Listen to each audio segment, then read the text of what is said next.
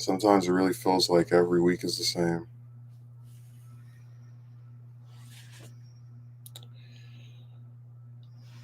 I mentioned that my job was gonna cut my hours, and they only had it to where there's like 2 days a week where I can just guarantee I'm working there, and then after that it's up in the air. They have these this little app where you can try to pick up shifts, and there was the first time I saw some shifts available. I tried to pick up like three or four of them, and the manager only approved one. So and that kind of like made me go, okay, yeah. Now I see that you're actively trying to suppress my ability to take care of myself.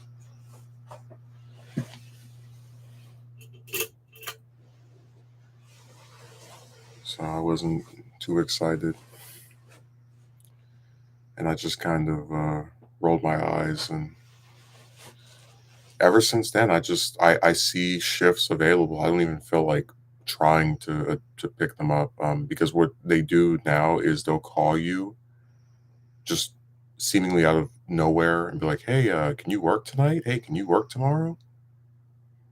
And what it is, as I've explained before, is that they don't want to pay people more money because of the wage increase. So they're going to give you fewer hours, or give as many people as fewer hours as possible, so they can like save as many bucks for themselves. It was so bad actually that the shift I worked on Thursday, by the end of it, there were only three other employees there besides me, and that was the smallest number of people I've seen working at least that shift, which normally I'd say has about anywhere from 6 to 7 people. Uh, since first started there, and there was like a night where one of the managers, we didn't leave until almost 3 in the morning, and it was me, her, and this other guy that were like the only people that were still there, and me and the other guy still, you know, work there. We make jokes about like, hey, we're ready for a sequel where it's just the three of us again, even though that we found that manager stopped working there about a month or two ago, sometime before the year started. Um, but it was so funny to think about being called by these people, and I'm so jaded with a lot of this stuff that when I saw their number. Well, I saw the location. I knew it was them. And the number didn't have a name on it because I haven't saved their name under my contacts. So, because most of the time they don't even bother, calling me. But I'm just so jaded with this stuff that I wouldn't have been surprised if it was them saying, we're moving forward and we're not going to use you anymore. Come get your last check, or, you know, something of that nature. Because as I've said before, jobs love to do this thing where on one hand they'll say they really need you, you're contributing to the surface, you'll oftentimes be thanked by the managers for coming or for doing something that they claim is so helpful, but then on the other, they look to cut your hours, they look to try to remind you that you're like nothing, right? I mean, it's always so two-faced with these people. And sometimes it's not even just the things they say, it's the way they act. Like I mentioned before about how they approached me, and on a shift that was only 5 hours, they're like, "Oh, leave after 3," and I was so annoyed by this because it's like they always kept saying they can't get anyone else to do this thing. That's why what you're doing is so important, but also your position is not real. Get out of here. So it's funny how that works. I'm supposed to go back up there tomorrow. And when I say tomorrow, talking about like Sunday afternoon, and that's when I'm gonna see more of this stupid stuff. Um, I've got this video planned where, so originally, the premise of it is that like friendships with women are just not something I want to even seek out anymore because I've had some really bad experiences with trying to be friends with them over the last, I'd say, 8 or 9 months, 6, 7, 8 months. And I was just kind of like going over the general flow. And some of this stuff has been discussed elsewhere, but there's been some new developments that have really been driving me crazy, and I don't wanna do that video and feel like I'm leaving something out. So I'm gonna probably take parts of it and still use it, and then other parts I could end up splitting into 2 different videos where one addresses one thing, the other one addresses the other thing, 'cause I don't wanna talk about this ongoing situation, which I do think now has reached its logical conclusion, and, be like, "Hey, here's the outdated version from 2, 3 weeks ago instead of the current one." And I guess if I can just vaguely allude to what happened, I was very irritated when, that coworker of mine started ignoring me because I felt like it didn't make any sense for someone to stand me up, and then when I feel like rightfully am upset with them for doing that, um, they respond by also not saying anything to me, and then I have to, like, get on my knees metaphorically to get them to try and, like, move on from the situation. I thought it was really uneven. It's like in this Twilight Zone backwards world that we live in, a woman can stand up a man, not for a date, just when you wanna go and meet somebody, "Hey, let's go see a movie." At the last minute, and somehow she ends up being the person that gets the apology and gets "Can we start again?" And, all only thing I'm gonna add to this is that,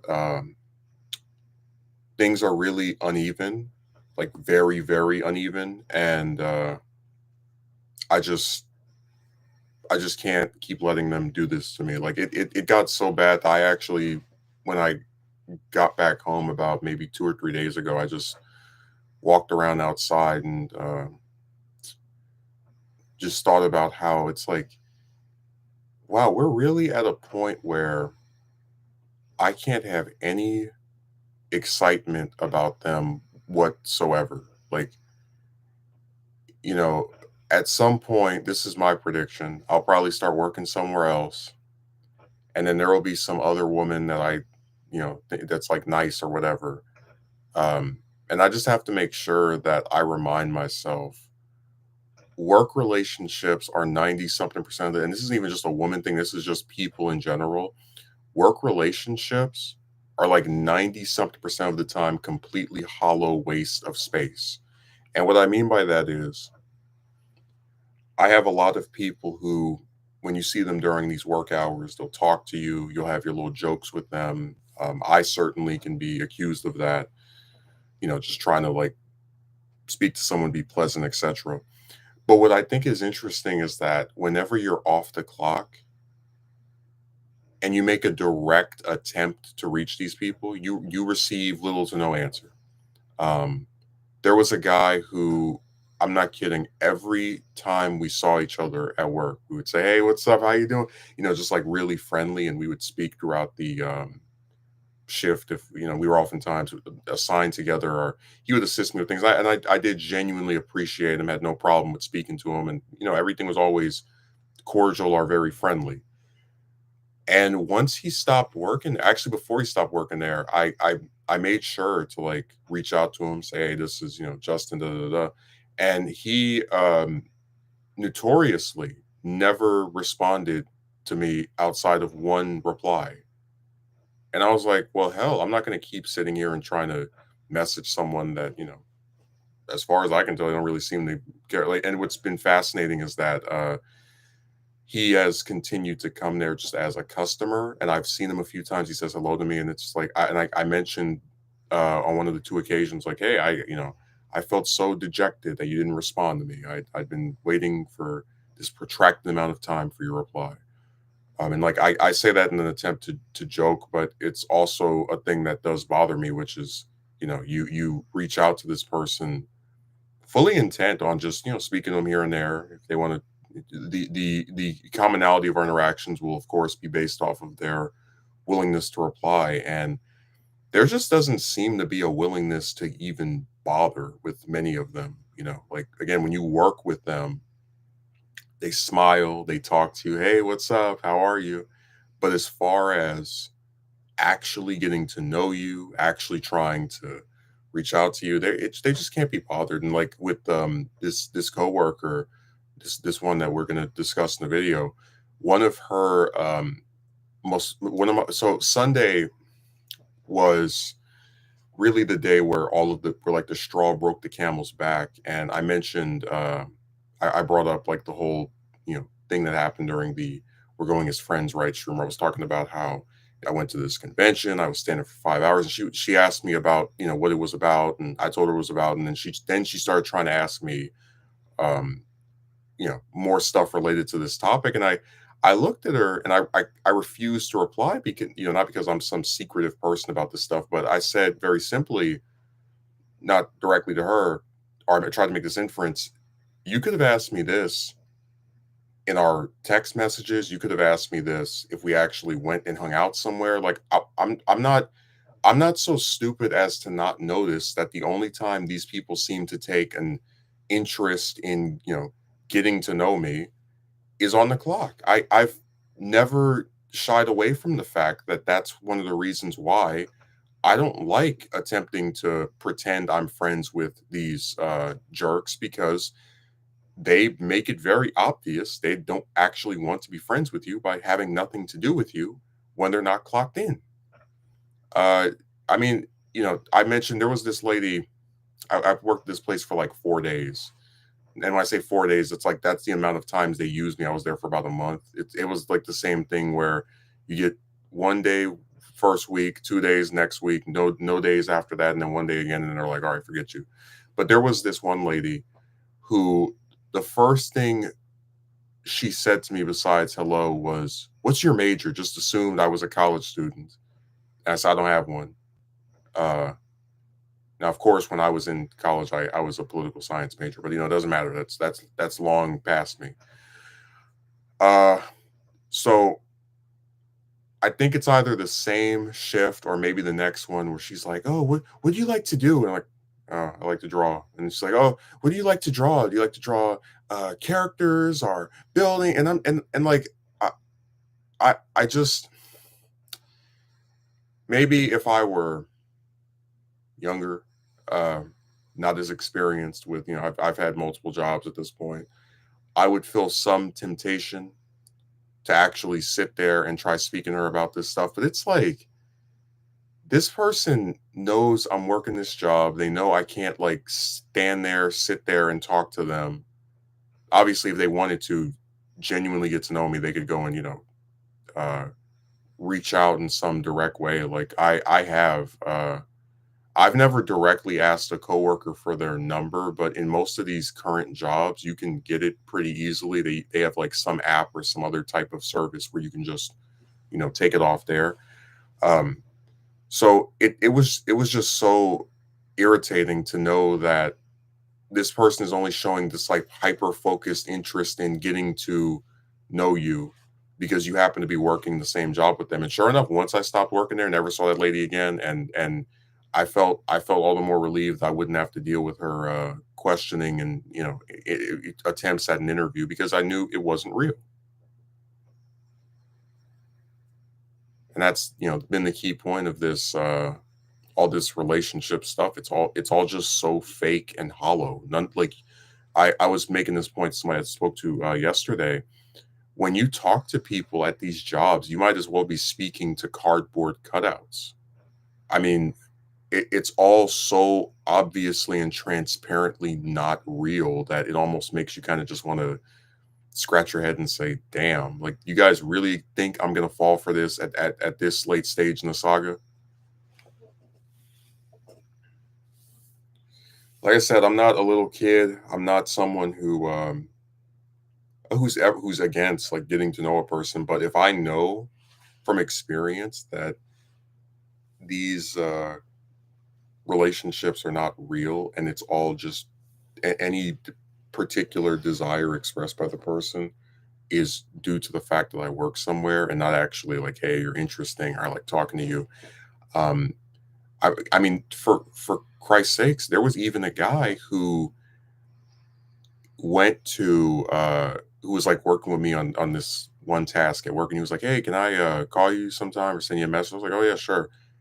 And literally over a month later, never actually called.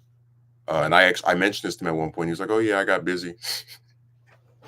Now, am I losing sleep because he didn't call me? No. Um, but I remembered that so particularly because it was like I wasn't against speaking to him. I'm hardly ever against speaking to anybody outside of work. It's just that uh, you know, to have like requested, can we do this? And then just to have not followed up at all, that was the part that had me kind of like more, that's what made that more significant because it's like you're seeking out my approval to do something that you're ultimately not even going to bother doing. See how everything just feels so pointless where it's like, oh yeah, person that I'm supposedly wanting to speak to, I'm going to ask you if I can even do that and then not follow it up.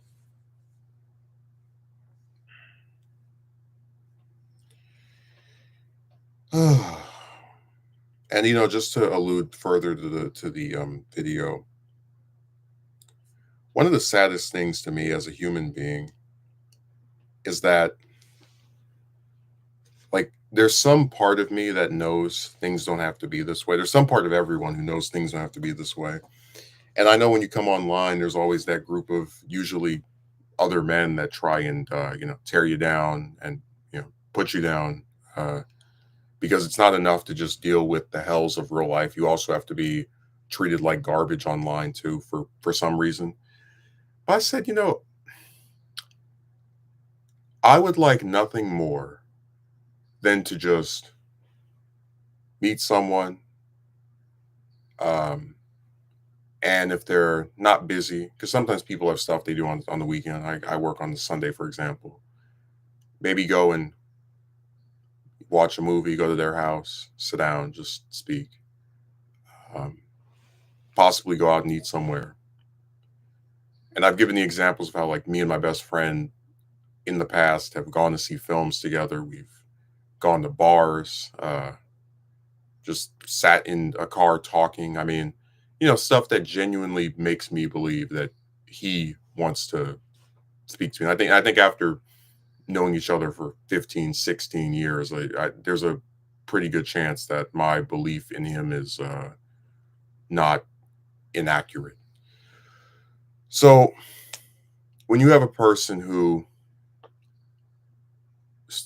agrees to do something with you in the past and maybe like take them we give them the benefit of the doubt, you take them at their word that they just had some other stuff come up, but you still are interested in talking to them, you still are interested in getting to know them, you still want to make an effort, right?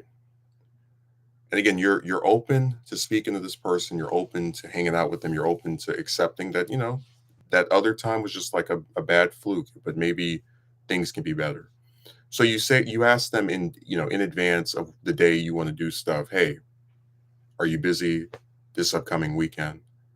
Um, and they tell you, I'll let you know. And you say to yourself, okay, that's kind of you give them the benefit of the doubt. You say, okay, maybe it's true that at this point they genuinely don't know if they're doing something this upcoming, Friday, Saturday. But as the week passes, as the days go on, as more and more time just continues to fade into the distance and you hear no update from this person, you start to reasonably think, hey, maybe they just don't want to do this. So you go to them again and you say, and actually I'm framing this incorrectly. At first it was, would you ever be open to doing this? And they were open to it, but they never gave a definitive date. So that's when I was like, okay, well, let me just, after now a week of no updates, ask plainly, are you busy, next Saturday? And then the response was, I'll let you know. Uh, and sure enough, when I asked that question, it was this past Sunday. It is now that same Saturday, and I was never informed by them if they were available. I was never informed by them if they were unavailable because this is what these stupid people do. They just sit there, waste your time, pretend to like you, and then you're supposed to be surprised when things turn out the way they do. But the problem is we've seen it so many times that it's not really a shock anymore. And it's like with a character arc, you go from standing somebody up to now you're just non-committing when it comes to doing things with them. So because you know that it was probably really nasty to just at the last minute cancel on someone, you're like, okay, well, now what I'll do is I'll never reschedule it, and even if the person still wants to hang out with me, I'll just never confirm like, yeah, I can do things this day. And honestly, I've said this before. There was a time in the past, specifically with chicks, where if you went up to one of them and said, "Hey, can I have your number? Hey, can we go hang out?" Or some other type of venture. They would definitively, unequivocally, and without any type of in the middle thing say no.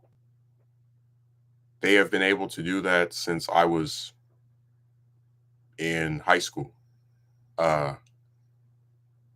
so it's really crazy to see adult versions of them who, in spite of being more, you would think more mature, uh, certainly more independent, you just can't receive that. And like I was actually thinking about Triple L and how when I met her in person, that was at a time where like neither me nor her had a car, and like we still found a way to actually see each other.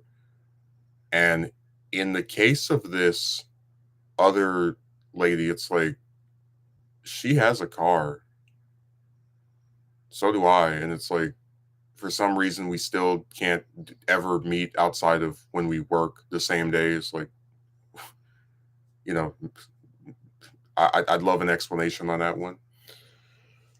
Um, but all in all, work relationships to me have just been a symptom of a larger rot where a lot of interest in someone is circumstantial. It's not based on a genuine desire to be around them. Like I have people, I said even like most members of my family, if you call them, you'll probably get some type of decent greeting.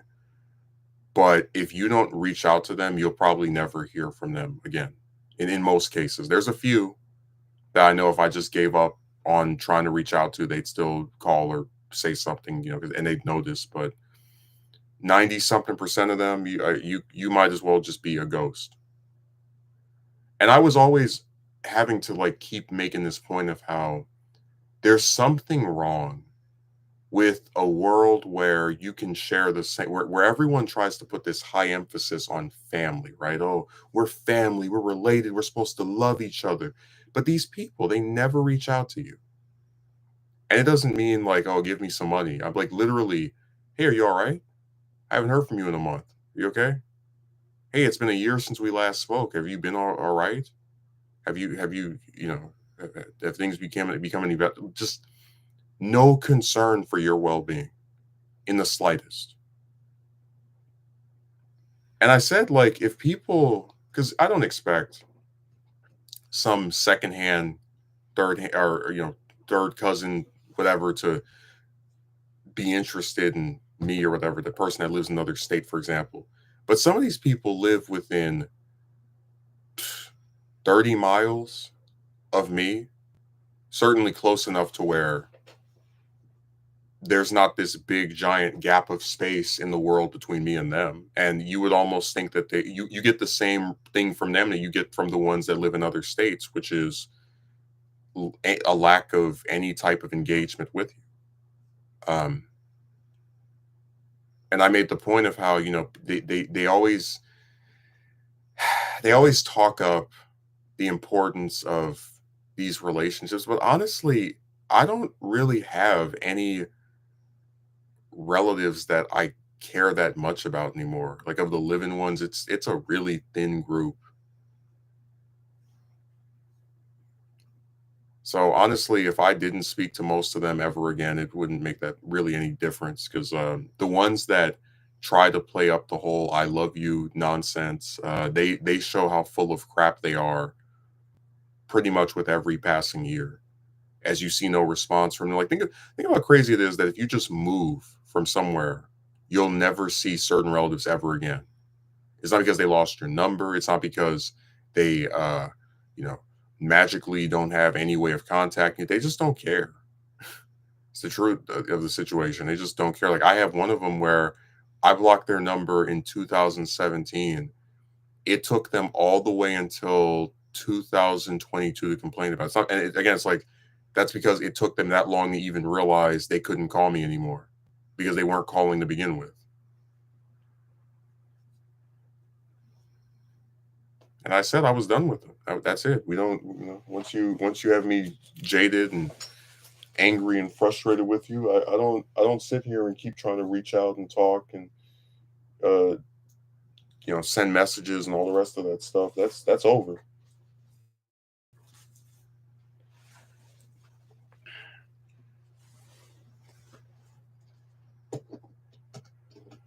That stuff really drives me crazy because people spend so much time trying to convince you of something that's not real.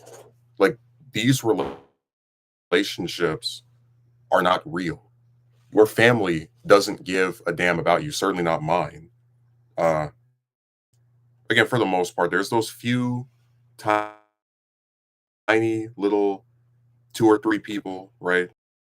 In general, if you died tomorrow, if I died tomorrow, most of them wouldn't even react.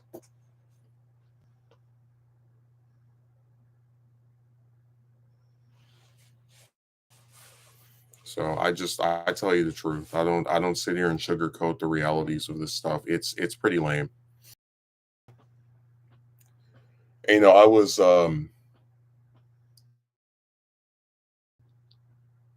was just thinking about how I always try to keep certain stuff not available on here because of a perceived failing that you supposedly have. And I said, isn't it sad that like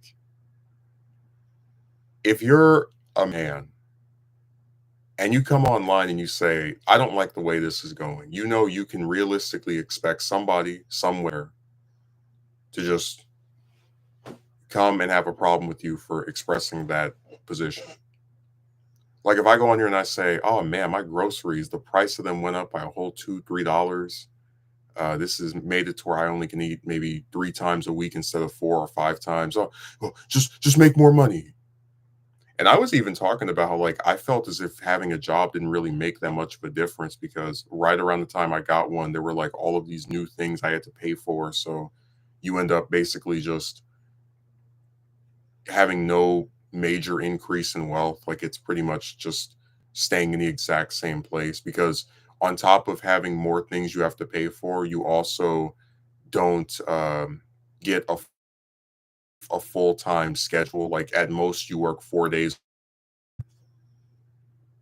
which drives me nuts because it's like if they wanted to, they could hire you full time. They could give you 40 hours. They could say, "Hey, come watch this stuff 40 hours a week. So you're already doing 30. Yeah, well, here's another 10." But they don't care because, like I said, everything is fake. Between their interest in you and their claim that you mean something to them, they can't even give you a full schedule. And so, for I'm really not looking forward to having to go through the process of trying to get a second job again because we know what they like to do: play one side against the other. You work for one place, they try to schedule something on the same day as the other place, and then they try to like threaten you by going, "Hey, if you can't meet the schedule for us, then maybe you'd rather just work at the other place." Like I really despise that, and like that's the kind of stuff that makes me just want to vomit because these jobs, they're all cowards. That's why they won't hire anybody full time. They're all cowards. They're all greedy. They're all just they don't care about you. So when they see you doing something that's designed to boost your ability to even survive and they try to cut the umbilical cord, it just makes them look even more like jerks that are, heartless and evil, like just monsters, because they know if they gave you 40 hours a week, you wouldn't be looking for a second job. And then but even in spite of that, they're still going to try and mess with your ability to have a second job just so they can have more chances of getting you to do things for them and jumping through more of their hoops. It's a really disgusting practice. It honestly Like there's very few things at a in a workplace where somebody should face some kind of like consequence for just being so heartless and despicable. But that's one of the few things where they should have some penalty. I really believe that. Oh,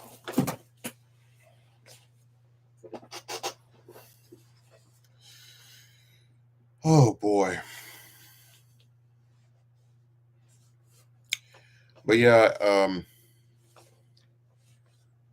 it was about maybe I'd say 3 weeks ago. Actually, I take that back. It could have been within the past week. It's been a few times where sometimes I'll watch something that came out when I was a kid. Sometimes I'll look at some old news article that came out, years and years ago, and it'll like take me back to when it happened. Like I can almost feel myself be transported to where I was, or the exact moment. And I have to say, I just I'm trying to think of a way to describe it because it's not really nostalgia. Obviously, something happens, you remember where you were if it was really impactful. But it's more so in its simplest terms. I guess you could say, let's go word for it. Well, I have a good phrase for it, but it's you looking at something and remembering there was like a promise to it, right? And then just all of it going completely haywire or otherwise turning into something that it didn't necessarily need to be. And it's like I've had periods of excitement in the last couple of years where I thought genuinely that things were going to get better. I was excited when I got hired by that one restaurant about, what was that, 2 years ago, 3 years ago, excuse me, almost 3 years ago, I should say. And that was after a long period where just no job, and then in the middle of this stupid virus. But guess what happened? After a few weeks, after a month rather, and only being used 9 times, they threw me in the trash. I was excited when I was hired by the retailer, because that was after, I'd say, 8 9 months of no job. And sure enough, after a month, admittedly they did use me more, but after a month, I was out of there as well. Um, with the current job, I wasn't as excited because I had those bad experiences there, but you know, um, I guess I can say I'm happy that I've been retained for as long as I have now, 4 months. But I still have that like backdoor suspicion that yeah, they're going to get rid of me, and like the first step in doing that is cut my hours, because that's what the retailer did. First, they had me working there for 30, 47 hours a week, and then it shrunk to like 20 and 10, and I'm like, it's not hard to pick up on these patterns. Uh, so when I like sound jaded or disenfranchised, it's really on the basis of experience. It's not like I just woke up one day, I was like, oh man, this is going to be horrible. No, this is what they do, and I understand that this is what they do. So when they start doing it again, I'm not surprised. I don't go, oh wow. Uh, Case in point, having asking a coworker, you want to go see a movie. I've never, in all the jobs I've had, and I've had I think about 6 or 7 of them, I've never once asked a single person that I worked with, hey, you want to hang out sometime? This was the first instance where I ever did that. And when she said yes, metaphorically, I was dancing in joy.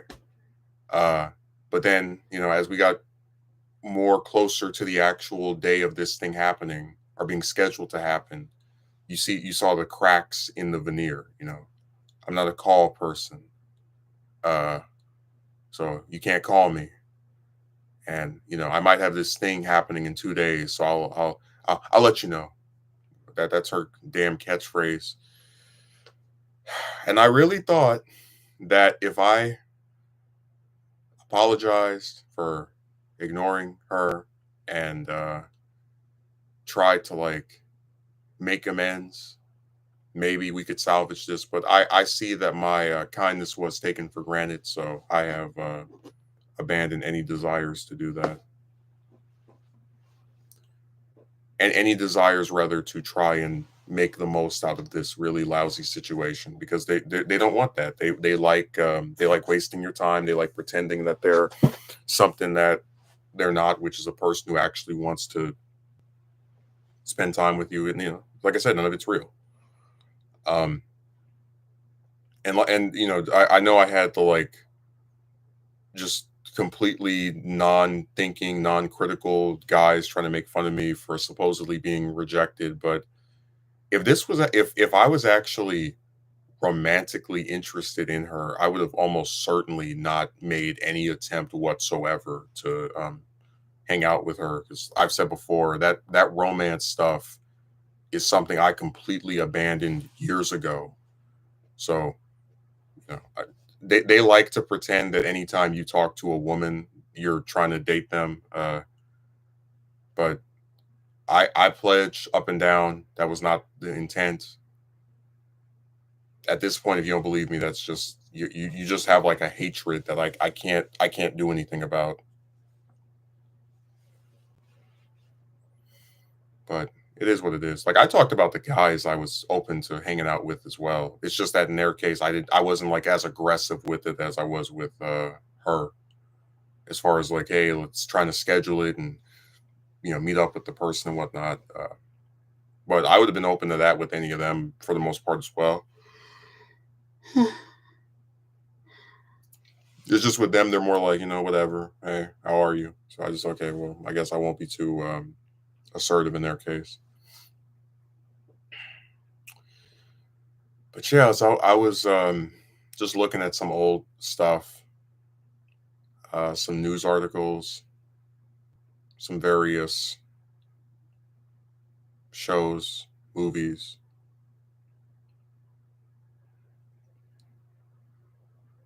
And I don't know, it's like there's just this constant painting of an image where there was a time that made it seem as if things were going to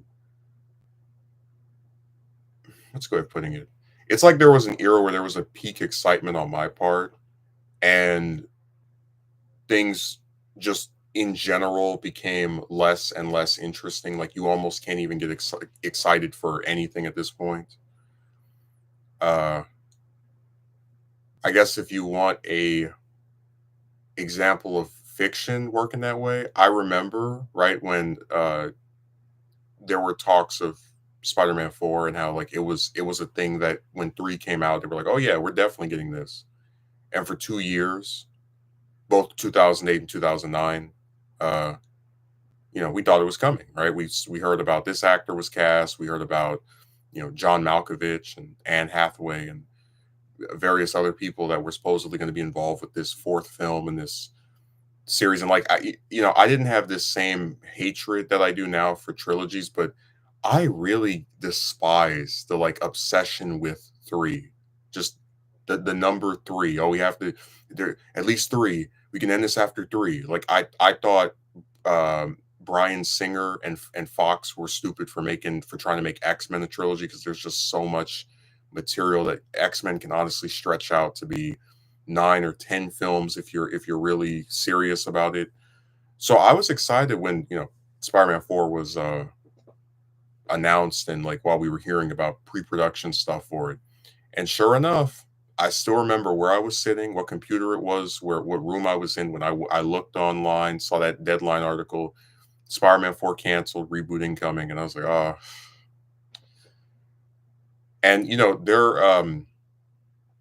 there was such a frustration on my part because I really liked the three of them. At the time I was more sour towards the third one, but I remember, and like these videos aren't online anymore for some because one person I know got rid of their stuff, but there was a time where they talked about the third one wasn't that great, but you know the director's going to learn and come back and do a fourth one that's going to like redeem the series.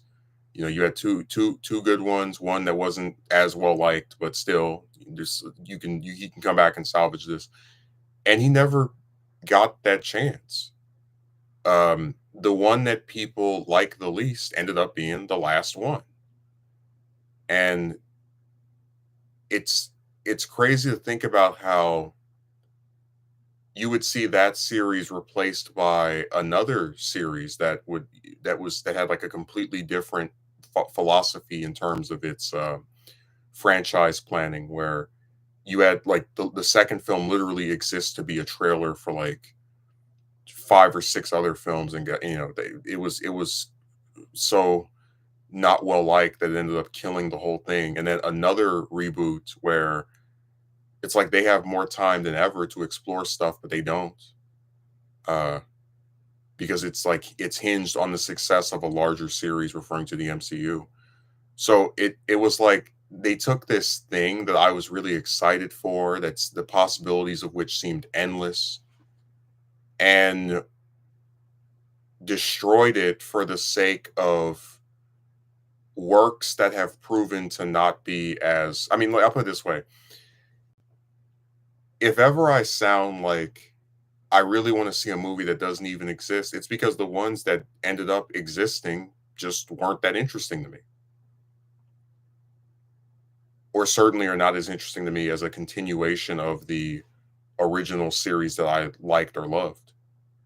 Um, because back in 2010, I said, "Oh man, they're going to do a reboot and they're going to start all over, and we're going to have to see."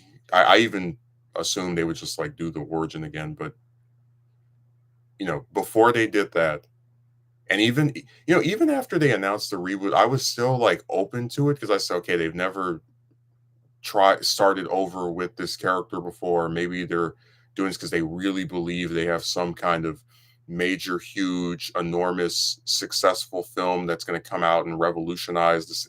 It was whatever. It was okay. It was fine. Um, it certainly wasn't worth waiting 5 years for, but I digress. But that's just an example of how you get that peak excitement, and it all just kind of fizzles out and dies down. Where you're like, wow, we're gonna get this movie and it's gonna be so cool. Oh, they're canceling it to start over again. Oh well, whatever.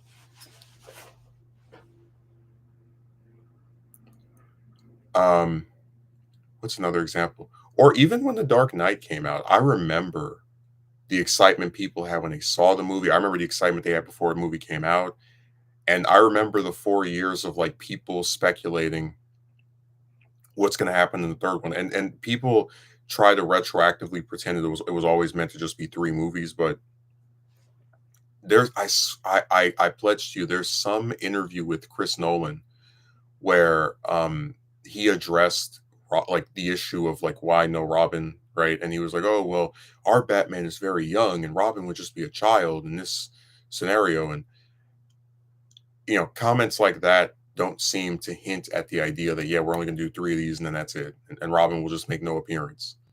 um but before Ledger passed, so like 2007, and the time they were filming that stuff, it really seemed like we had a new Batman, and this could go on for 5 movies, 6 movies, because Bale was relatively young, and I maintain the belief that Ledger's unexpected and tragic passing is what caused Nolan to be like, all right, you know what? I'll make one more of these and I'm done. I think he had much larger plans for that little universe he set up in the Begins and The Dark Knight. And if that actor had not tragically and very abruptly passed away, he would have kept it going. It's really hard for me to believe that if Ledger were still alive, they would have just not used him or barely used him in Rises or in a third film. But it's that same thing of like, I remember when that movie came out and just the excitement that people had at the idea of how are they going to continue this? Batman's on the run. They killed off his love interest. Oh, wow, what a shocking, because as far as I can tell, that's the only time in any of these films where they just took the love interest and just exit her out of the story. But again, it's like at that time, things seemed exciting. Like there was stuff on the horizon that was going to get people to be like, "Oh man, I can't wait to see how this plays out, turns out." And then they just kind of let everyone, not everyone, but they let a lot of people down when they did the third film, and it was kind of like, okay, we're going to mostly borrow from the lesser liked first installment and just kind of ignore almost everything in the second one. I even said to one person that it's crazy to me that we spend the Dark Knight's whole runtime developing Two Face's like turn to villainy, and then his whole like reign as a villain is literally the last, what, 30 minutes of the movie, when they really, if they wanted to, could have played up the idea of, you know, Gotham's White Knight coming back for revenge against the supposed hero that took the blame for him and failed to protect the woman that he loved. I mean, I just think that that would have been a more interesting setup. Even if you couldn't use Ledger anymore, you could still use the villain that his character created, in the Dark Knight, for example. But it was that thing of like, we didn't know what was going to happen, because there were people back then that speculated that Two Face survived, even though no one came out and said no, he's deceased. And I wish that they would have kept him around. But it's like I remember the discourse, like the actual just excitement brimming from people. Oh, they're going to use Riddler in the next movie. And again, when you actually look at what we received, the film that we got, it's not really, it's nothing I would write home about. I'll put it that way. There's been a lot of Nolan trilogy rewatches where everything ends at Dark Knight. I don't think I'm the only person alone in that sentiment. Um, what's another example? I'm trying to think of some other series or thing where I was excited for more, and then what we got was just kind of eh. I guess you could say that's kind of the way I felt with. Do I want to bring up Naruto? I guess I could bring up Naruto, where it's like I really, really enjoyed part one, and there was a lot of intrigue about, oh man, uh, who are these guys in these black robes? Are they going to be able to defeat Orochimaru? And as I think about just the reign of Shippuden, it didn't really do anything that I thought was that great. I mean, it's got some villains I really like, Pain, for example, but much of the setups from part one, I just never felt were properly followed up on. And it's not even just like certain plot elements, but characters. Like, I really think it's strange. And there are some people who are much larger that talk about that series, um, that defend a lot of this stupid stuff, because they're it's like their job to just ride it hard and pretend that nothing was wrong with it, or that very little was wrong with it. But it seems, it's like when I rewatch part one, I can't help but feel, or even reread it, because I do really like Kishimoto's art style. I can't help but feel like there was a higher purpose with certain stuff that just never gets resolved properly. It's not even just like character arcs, but I mean, like, again, rewatching part one and seeing how much of a threat Orochimaru is, this villain just keeps popping up, keeps finding ways to mess with the whole village. I never would imagine that he would play such a secondary, inconsequential, again, as like the main antagonist role in part two, that they would just have him get usurped time and time again. And then when he finally is back in the story, he just doesn't matter anymore. He's no longer a threat. I would never have believed that would have occurred, because it just seems like it's so out of left field to take a villain who really was like the overarching series antagonist and just kick him to the curb for some, new characters.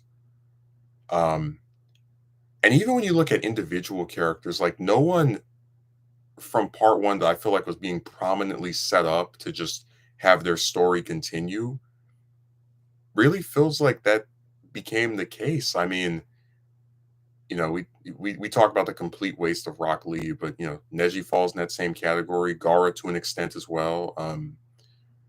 Not as badly, but still. Um,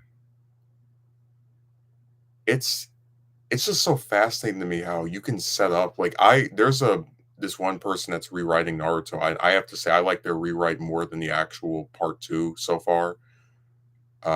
Because they're just doing things in a way that I find more interesting. But man, it's like part one's ending and its conclusion and its events had me excited to read and see part two. And I just feel like in most areas it doesn't live up to its fullest extent. Um, whether we're talking about individual characters or just certain plot elements, I don't think it's or even like the final, that war arc with just the treatment of Madara. Like I maintain Madara is one of the coolest antagonists I've seen in any of these different shonen series, and to just not have him be the final villain after you've had so much lore related to him and things that happened because of him, I couldn't rationalize it. But yeah, when the world seemed new and that series was in its, I don't want to say infancy, because I know that Shippuden started like around the time it first came to the US. I was excited, and I don't think they delivered on their promise or potential. And then you look at a series like Dragon Ball Super, and like I remember it was, I don't even like bringing this up, but it was when Battle of Gods was first announced, I almost thought it was a hoax because I was just used to having no new Dragon Ball content. It was always you get a new video game, maybe there's some new merchandise that comes out. But Dragon Ball was a retired series. When GT ended back in, I believe that was 99, excuse me, not 99, 96, sorry. Um, or rather in the English dub, 2005, that was it. It was over. It was finished. So when it came back with this movie that I didn't love, but I liked it, whatever. I was like, okay, that's kind of cool. And then when Resurrection F came out, I was like, oh, they're bringing Frieza back and he's got some new recolor form. Okay, well, I'm not really the biggest fan of this design. I'm not even the biggest fan of that movie, but I said, hey, I enjoyed it. It was some nice little new stuff. Okay. And then when Super got announced and and they had the poster, right? That had Champa and Vados on there. We didn't know who they were. We just know they looked like Beerus and Weeze. It was like, oh man, this is interesting. I wonder what this is. And sure enough, when the series came out, and I saw that most of the first two arcs episodes were just retellings of the movies, I said, well, this is kind of lame. I've never seen a series. Of course, I believe Boruto ended up doing the same thing, but I've never seen a series in the past where it's like that's how you're going to start your new saga by just retelling what we already saw a few years ago, except stretched out and crappier looking. And when Universe Six tournament was coming out, they had that poster with Piccolo and Boo on there, featured prominently with Goku and Vegeta. I was like, oh yes, they're finally going to give other characters a chance to shine, and that really didn't happen. Boo didn't even get a fight, and then Piccolo had one match that was robbed from him, and they had Vegeta pretty much take over for the rest of the arc. And I just it was interesting to think about how excited I was when that show was first announced versus how I felt when it actually started premiering, where I just checked. I was like, yeah, this is lame. Like this is not interesting. This is not fun. This is not nothing. Like it's whatever. And the only time after that Super was able to muster any excitement for me was when the Future Trunks arc started. Um, because there was like intrigue of who's this evil Goku, and are they going to be able to stop him? And oh, maybe Gohan might play a part. But sure enough, you got to those last 5, 6, 7, 8 episodes of that arc. it tanked. And it has the worst ending of any cartoon I've seen ever. For a season or for a supposedly concluded story, it's terrible ending. I didn't. That was the one thing that surprised me. I had no idea you could make an ending that badly to a cartoon, but they found a way. But again, when you go back to like 2013, 14, 15, even, it's like there was an excitement there. There was a genuine desire to see how this was going to go. Like, what were they going to do? Who were they going to use, bring back? Or what from the original series and see where they're going to expand upon? Um, and really throughout Super, there's no character that really that I'd say like pre-existing characters, so someone who existed just in the original manga that really benefited from that show being made, other than 17, with his reappearance in Tournament of Power, which did boost his popularity. But when I think about it, that's more so because he got the power boost, not because he became this really dynamic, interesting character.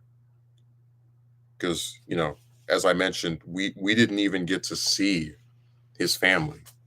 Oh, he's married and has kids. Oh, okay. Are we going to see his wife or kids? Nope. So a lot of times we just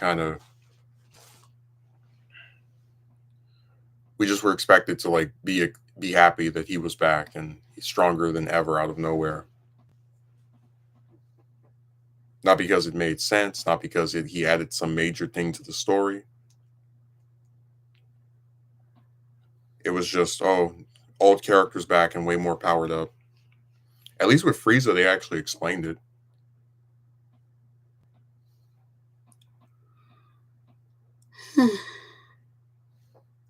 Mm.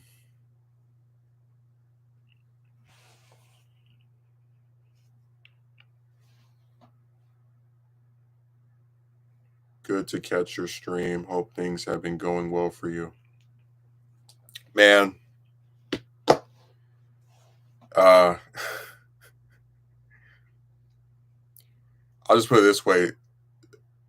And oh, I still haven't seen DB Super.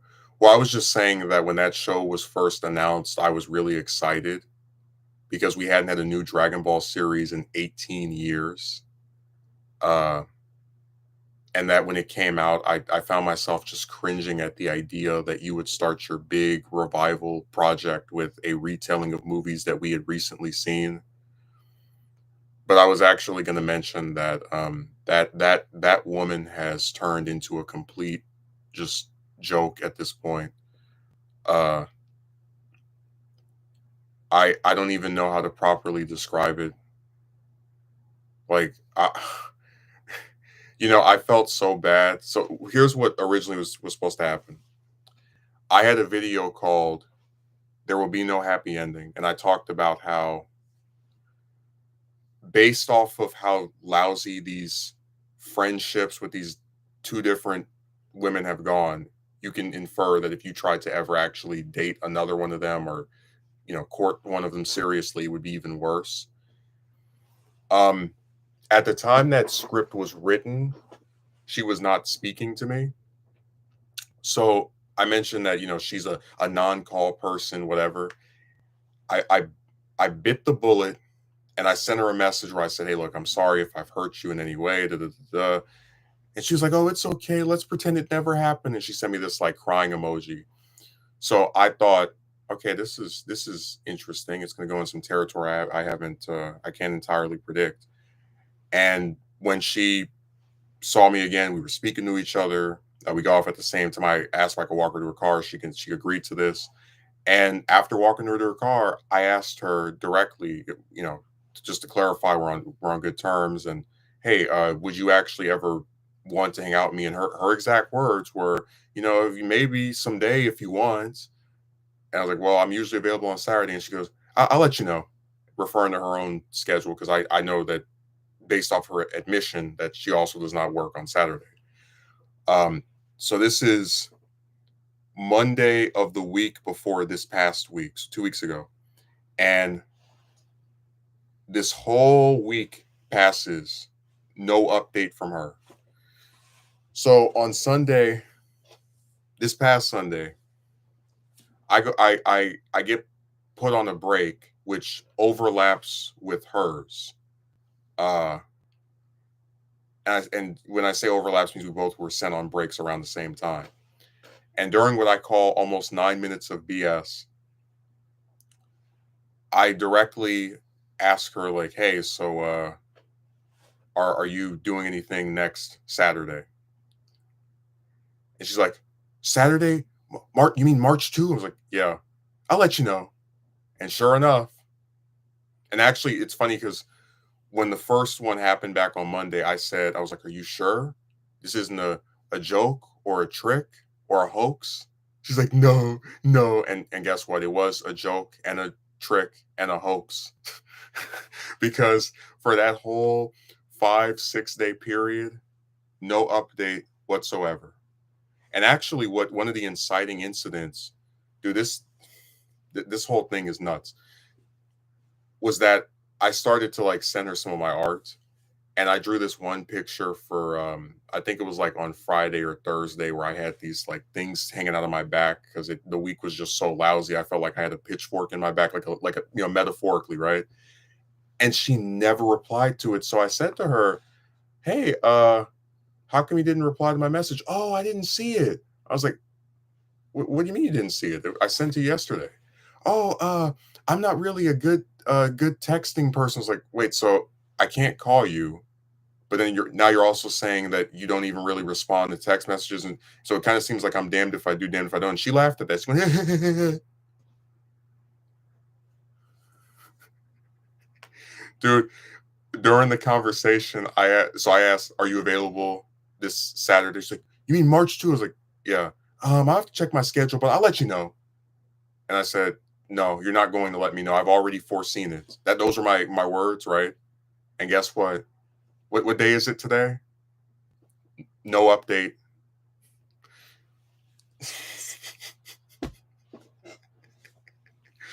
No, but like one more thing, one more update, one more part to add to this. So that same Sunday, I get off at 10, she gets off at 12. And as I'm leaving, she's like, "Oh, bye." Because she's really obsessed with saying bye to me for some reason. And I ask her point blank, "If I send you a text message, will you respond?" Now, I want you to think about this. I asked this directly because she didn't respond to the message I sent her, a few days before. And also because in the past, when we were trying to do that whole go see a movie thing, I had asked her, like, "Hey, you never responded to my question of can I call you? Or and if I send you a message, you're going to respond." She's like, "Oh, yeah, yeah, I'll do it." So you would think she would just confirm, "Yeah, I'll read it, whatever." Instead, when I ask her, if I send these are my exact words, "If I send you a text message, will you respond?" I'm not kidding, man. I'm going to do an impression of the face she made. She was like this.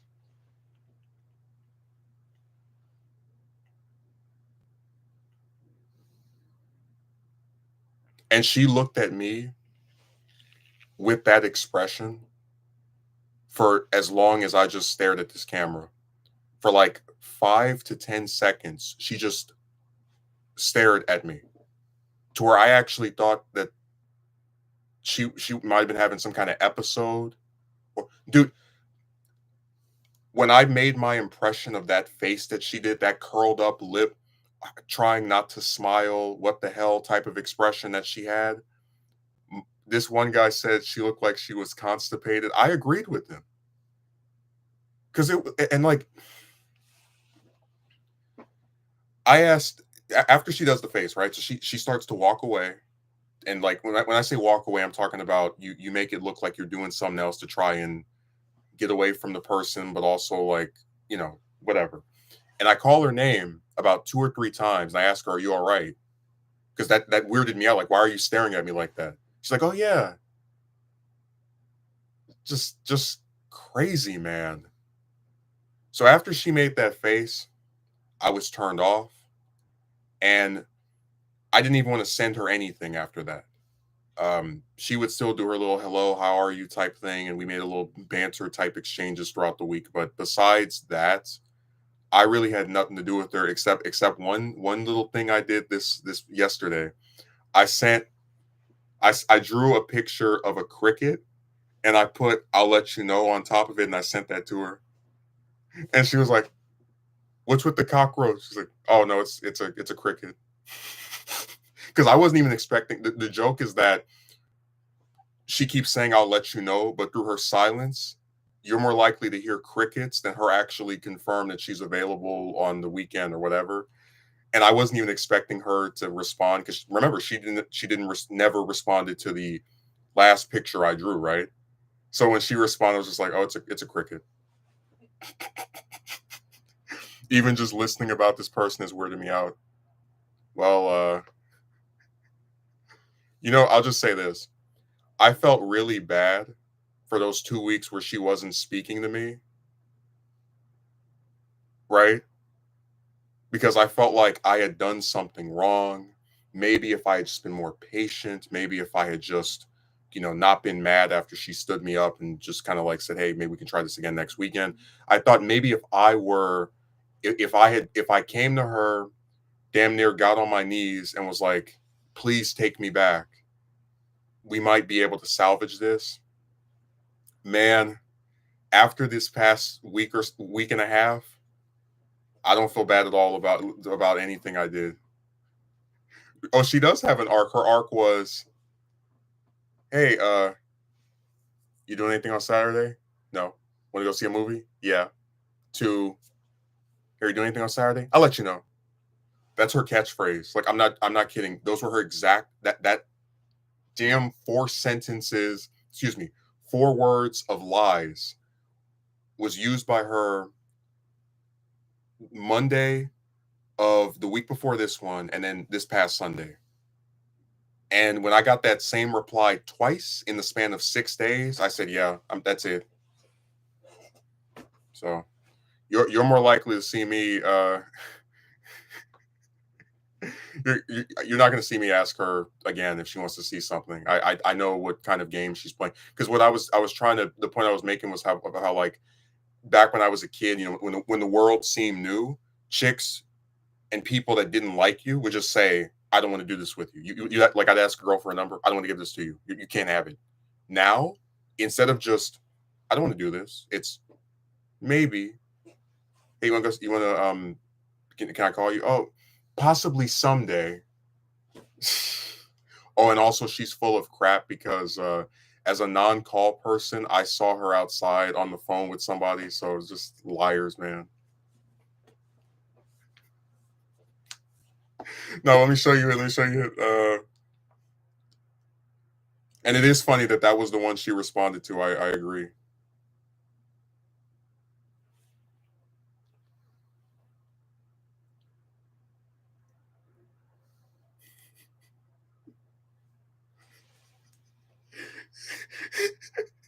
I'll let you know.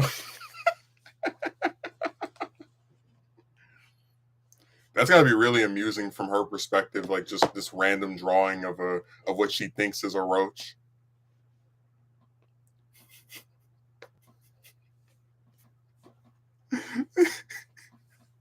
Because I don't even usually draw animals or any type of like insects or. So I was like, okay, you know what? That's the joke that like she keeps saying, "I'll let you know," and you're more likely to hear crickets than to hear her confirm that she's available on Saturday and wants to hang out. What got me was the staring. What was that all? Dude, I swear, all I did was come up to her after my shift was over and ask, because she's in that like front area. I said, "If I send you a text message, will you respond?" And this like I'll do it. Well, if I send you a text message, will you respond?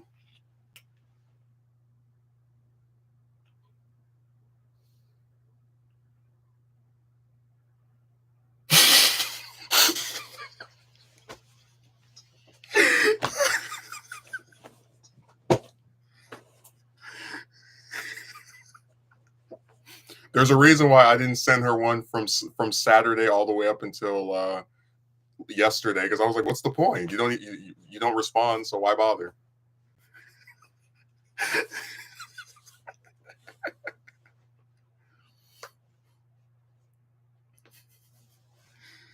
Man, it's so funny when I first like started ignoring her after she stood me up. I was actually afraid of her because I'd never been on her bad side before.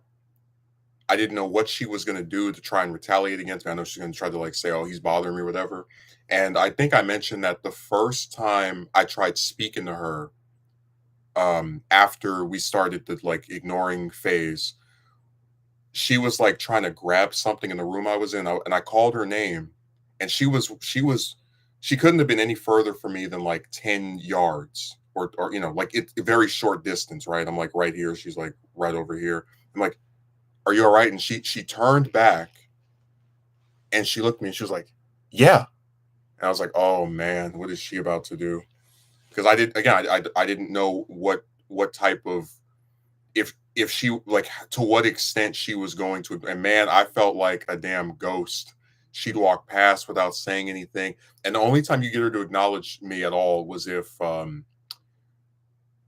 you like were in her way, basically. Like there was a point where she grabbed a whole ladder just to avoid asking me to get something for her. Like I felt the palpable animosity, but honestly, she paid more attention to me when we weren't speaking than after we started speaking again. Because again, if I was there, she would not say anything. She'd go out of her way to, I think actually, I don't know if I mentioned this, but there was one day where she came and I turned back to like say, "Oh, yeah, how are you?" or something to that effect. And she had headphones in, like while, walking past me, just so she wouldn't have to hear me, and like go directly there and not say a word to me. Like just complete animosity. Um, but one of my favorite moment from that like 2 week period was where I was so irritated by her doing that I was like, I saw her coming. I was like, okay, I'm gonna go in the freezer, and by the time I get out, she'll have already walked past, sped past here and took her thing in, and that'll be it.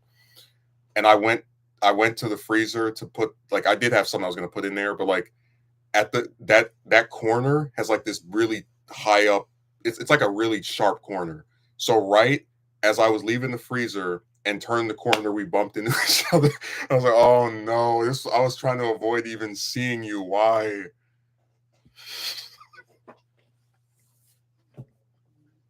I was like, "I'll get out of the way for a solid maybe 20, 30 seconds. That should be enough time for you to speed in there and get out." Nope. Damn.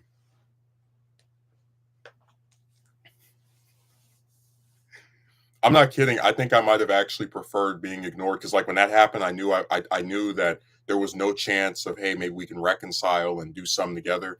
And actually, one of the things I was going to say for the video, but I'll mention it here, is that I have I had rather a coworker that was rumored to be dating some girl or woman that worked there, and whether they're a couple or not, I really don't care because I'm not. These people are like nothing to me. I'm nothing to them, so they're nothing to me. But he actually had driven up to the job while I was like outside waiting for my shift to start. And he was like, "Hey, hey, hey, Justin," and I like at him whatever. And it was him in the driver's seat, the woman in the passenger seat, and they were both like smiling. And as they drove past me, I said, "Why is it that out of all the chicks that work here, the only one I felt comfortable enough to even request like hanging out with outside of working there is a broad who, when I simply made a joke about her giving me a ride, she looked at me like I was interrogating her about her criminal background, who won't even let me hear her voice over the phone, who can't barely respond to a text message I write her, and who, if directly asked, 'Are you available this weekend?' can't answer a simple question without equivocating." Like I said, why is that my fate? Why did, like, of all the ones that work there, why did I get stuck with the one who does the most to, like, you know? And look, somebody could easily spit in and say, "Well, she obviously doesn't like you," but Uh, during that 9-10 minute break that we both had, she stayed there speaking to me until it was over. So I said mixed signals. And if you send her enough messages, she will respond, even if it's once a day or once a week or whatever. Why does it have to be like this in the work environment, especially when you all know you have to see each other all the time when working? They botch your interactions. You said, and yeah, it's a very strange phenomenon. I'm not kidding. That thought crossed my mind because I was like, this is the only, like, I'm not some, I pledge this to you. This is the only woman there that I have made any attempt at trying to get to know, at trying to be friends with, because that's not a thing that's normal for me. And you know what I thought was funny is I my mind kept flashing back to the one that was on, the one I did the banana penalty on, and I said, it's interesting how much they're different from each other, but they have in common, right? Like one of them I met through the computer, and she would do calls with me all the time. The other one I met in real life, and she would even let me hear her damn voice over the phone. Um, the other one had a boyfriend and didn't believe I was trying to actually date her, right? But then this one apparently doesn't, but then thinks I'm thought, or at least thought possibly that I was trying to date her. That's why she asked, "We're going as friends, right?" And with both of them, you entered a period where you weren't speaking to them just for them to come back and do some more stupid stuff. So like, I didn't even talk to the one in the banana penalty for like 3 months, and then she came back and acted even stupider. And then with this one, I didn't talk to her for 2 weeks, and after like reconciling, it's even more dumb stuff.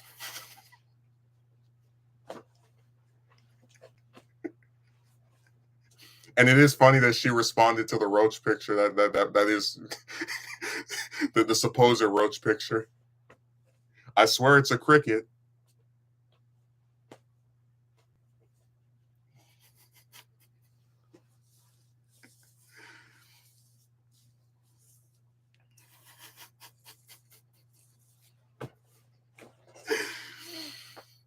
God, it's. I just find it so fascinating how people can be on the surface very different, but you can still get the same result because they're both dumb chicks. Like I find that fascinating. Like they're so different from each other, and yet they have so much in common. There's a thing in on TV tropes called contrasting sequel character or sequel protagonist or sequel antagonist. And it's like you couldn't have made a woman that was like more different from that other broad in the banana penalty if you tried, right? But they have so much in common, and like you see it the more you interact with them. I find it fascinating just how you can have like someone who seems like they're the polar opposite of somebody else and get the same result. When she said I'm not a very social kind of person on Sunday, I was like, okay, I know this is over. Because now you're literally telling me that, yeah, no matter how hard you try, I'm going to just keep finding excuse. And dude, like, imagine saying you're not a very social kind of person, but then you won't. You're like, you would think that would lead you to being even more available when somebody tries to hang out with you. I have done that before as well, messaging a chick when I know they won't respond to what they send them. But if I were to send them something somewhat strange in their perspective, they are more likely to respond. And that's exactly what happened. Well, for me, it was just like an in joke because I was talking about it with somebody, and I was like, wouldn't it be funny if I sent her catchphrase to her, and then it's got like some kind of strange something that's like symbolic of it, right? And sure enough, she responded. I didn't think she would because she's just so. And, I mentioned that like when we did the new Nemesis stream that she was I sent her like a text message right while she was typing on her phone, and she just completely ignored it. And it was all I asked was, "Are you mad at me?" Because of how crappy she is at responding, I think she might have actually just not have seen it. Like I think it's feasibly possible that she might have just seen some stuff hanging off her phone for a second and just not known whose number it was or whatever. because that doesn't make sense to me that when we're on good terms, you still can barely get them to respond to anything. It's weird, man.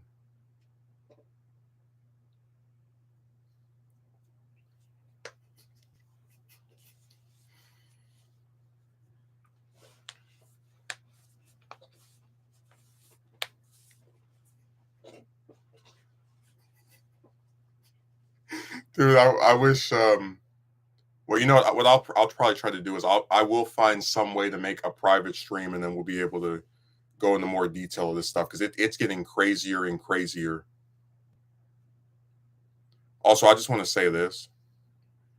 Imagine in the same work environment where people can tell you that where a woman can tell you that you're too close to her in a room that is so small that you couldn't even walk through there if two people were to like stand one in front of the other. In that same work environment, right? You can have a woman who you barely know say in response to you doing something for them, "Thank you, handsome." It's like it's it's a legitimate criticism from a woman to say you're too close to them when you're in this area that is small, so small that three people couldn't even stand in a row together because that's just how little the area is. But then if a woman makes a direct comment about the way you look, oh, whatever. I told you, man, these double standards have reached comedic proportions. And I would be laughing more about it if it weren't for the fact that they actually try to get people in trouble over this stuff. Like that's how stupid they are. But real life has become a joke version of itself.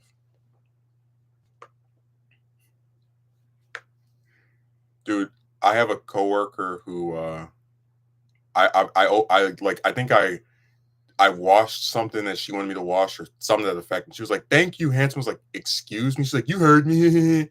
And then there was another day where she called me homie, and I was like, "Huh?" He's like, "Oh, I can't call you that." I was like, "I don't even know who you are." And then she revealed her name, and then there was like this other woman that usually worked outside or works outside. And I was like, "Oh, you probably found out my name from her." And she was like, "Oh, does she have a crush?" And then the other woman like laughed and was giggling and grinning all the rest of that. And I was just kind of like rolling my eyes because, just whatever.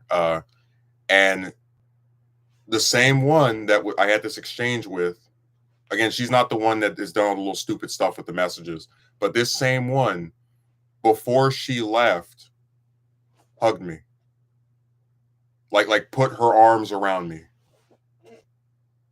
And you better believe I was sitting there like,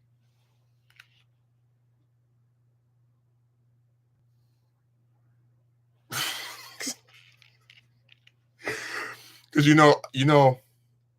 I would never in a million years. I mean, even with the one that I've been exchanging the messages with and we talked about here, even if we did hang out and go to see a movie, I still wouldn't feel comfortable putting my hands on her. Out like the only physical exchanges we've had is when we've accidentally touched hands. Or I know at one point I made a joke about how, oh, I'm glad we can finally agree on something. Let's pinky swear to that, and like we took the whole like finger thing. But I'm just saying like they're really brazen. Like I'm not even trying to make this as a joke. One of these damn chicks could grope me and wouldn't get in trouble for it. I absolutely believe that. I'm serious. Like I was watching the thing, exchanging my little dialogue, or whatever. But I'm like mostly standing in front of this sink, and she came and hugged me, grabbed me with her whole arms. It surprised me, and it made me just think about how if things were reversed, I'd be in so much trouble. But hey, that plot armor, man. Ooh, these triangles, they can do whatever they like. You know damn well you would never catch me hugging some broad that I work with, especially like on camera. That's a death wish. Now, of course, because I'm not a jerk. I'm not going to try and get anybody in trouble for doing that stuff, but you get the point that like I would never feel comfortable enough to try touching on one of them like that. I don't care if I worked there for 10 years.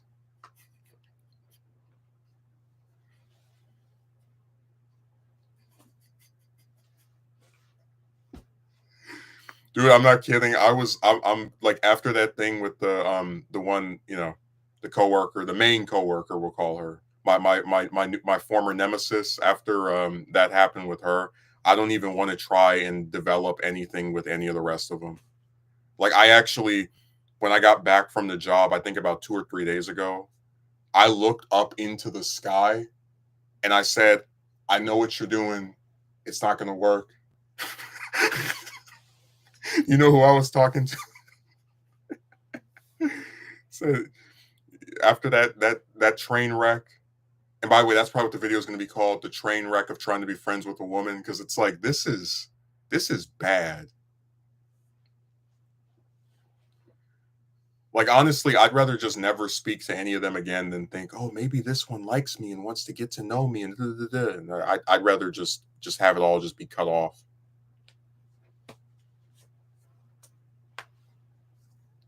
I'm serious. I think a woman could actually like grab me in a very explicit manner at one of these jobs and just not get in trouble. Like I'm not even saying that to be funny. They can whether they did it on camera, whether other people saw it. I don't think they'll ever face any type of penalty or consequence for that. Well, with me, it's like I don't even hug members of my own family. Like the last time I had hugs with either of my parents, they had to like force it. So it's really weird to be expected to be that affectionate towards what's virtually a complete stranger. I wouldn't do that either in the workplace, even if I was friends with them. Exactly. But dude, it's like you understand that like it's not. I'm genuinely not comfortable touching chicks because you never know who's okay with what and who's against what. Like I told you about when I went to that convention, I had the lady, the actress, put her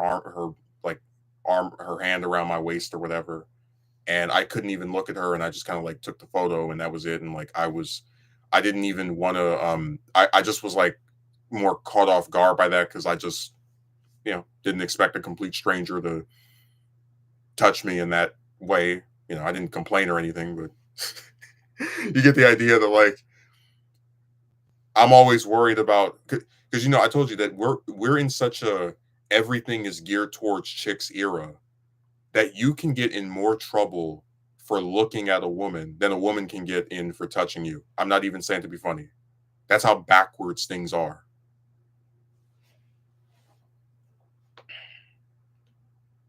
Even if I was friends with them. Well, the one that did the whole number, the whole like stood me up thing, and then her my former nemesis, she said that we were friends, and I still wouldn't touch her. It's like that bro won't even let me in her car. I'm supposed to believe if I go up and give her a hug or whatever, I'm not going to get in trouble. Nah, I'm serious. Even if she hung out with me outside of working there, I still wouldn't feel comfortable having any physical exchange with her other than maybe a handshake, and that's dubious.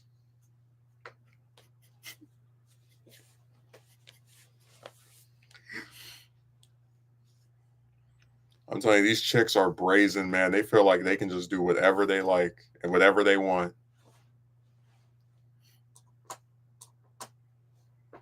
And again, like what gets me is that I wouldn't even care all that much because I'm not going to get mad at somebody for giving me a hug. But what drives me crazy is they try to. It's like in the same era where they feel like they can do that. There's also some of them that do the whole, "Oh, I felt so uncomfortable."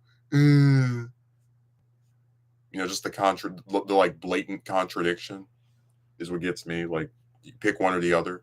It's kind of like how in the same era where chicks can talk about how many men they've done this, that, and the other with, they'll still like sit there and talk about uncomfortable they felt when they heard a man talking about whatever with a woman. It's like, but you guys are the queens of like sharing personal, really no one else's business stuff with random and regular people.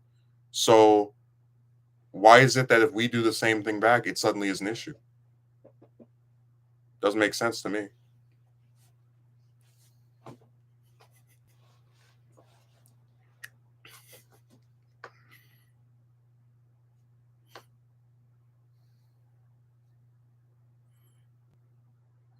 But I'm telling you, or if they are in a close proximity with the guy, they can complain and stir a huge. Oh yes, yes, yes, yes,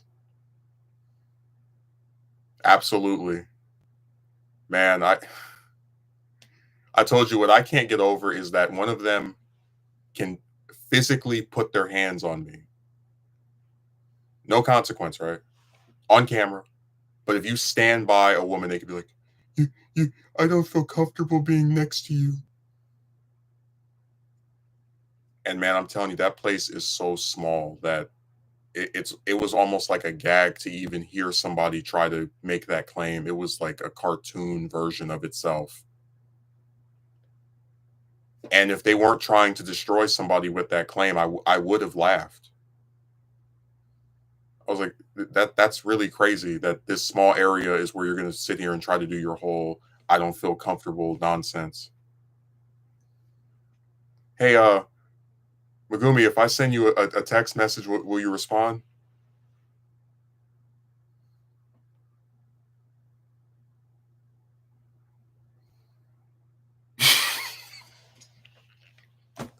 I swear to you, in the 3 months I've worked there, I've never had anyone just like look at me for that long without saying anything. Like just eye to eye, staring at each other. The whole rest of the room just vanishes. We just stare at each other. And I just couldn't understand it. I was surprised. It is ridiculously weird. Because dude, it's like, remember, this isn't some woman that I'm just randomly going up to. Hey, if I send you something, will you respond? This is a lady who said that we were friends. This is someone who said that she likes speaking to me, all that stupid giggling that she does when I talk to her. And all I asked was, hey, look, if I send you a message, will you respond to it?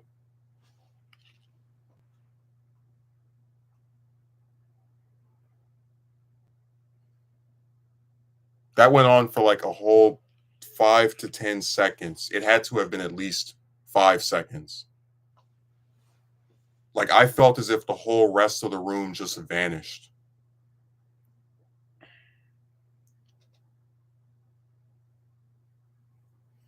And that's why I told you, other than that cricket picture, I haven't sent her anything since. So this is stupid.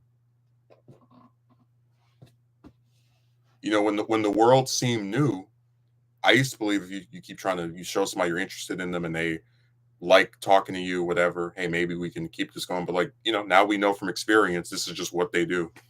I wonder what was going through her head during that. I spoke to this other person. They said that with these chicks, they feel like they're in a courtroom, so they can't definitively say yes or no. So instead of just saying, because she's most likely going to not even try to read it, right?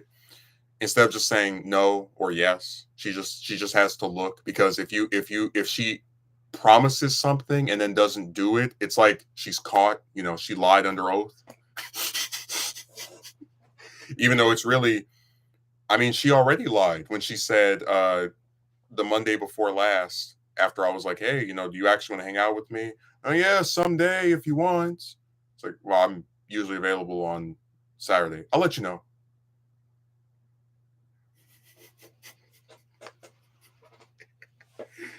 Dude, the only thing else I want left for me to say to her is, will you admit that I'll let you know is your catchphrase?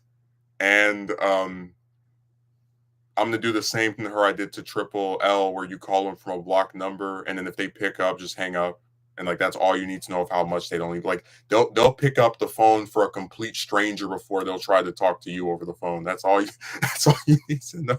That it's over, that it's nothing.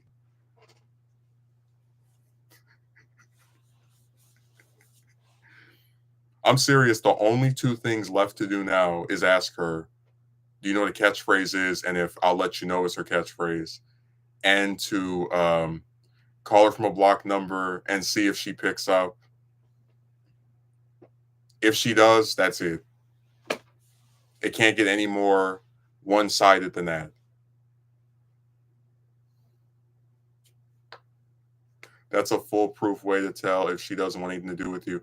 Well, I really did give her the benefit of the doubt 2 Mondays ago. I said, look, we just started speaking again. And, maybe she needs time to get reacclimated, but at least she's making it sound like we might do this again. And I'm telling you, if this stream was done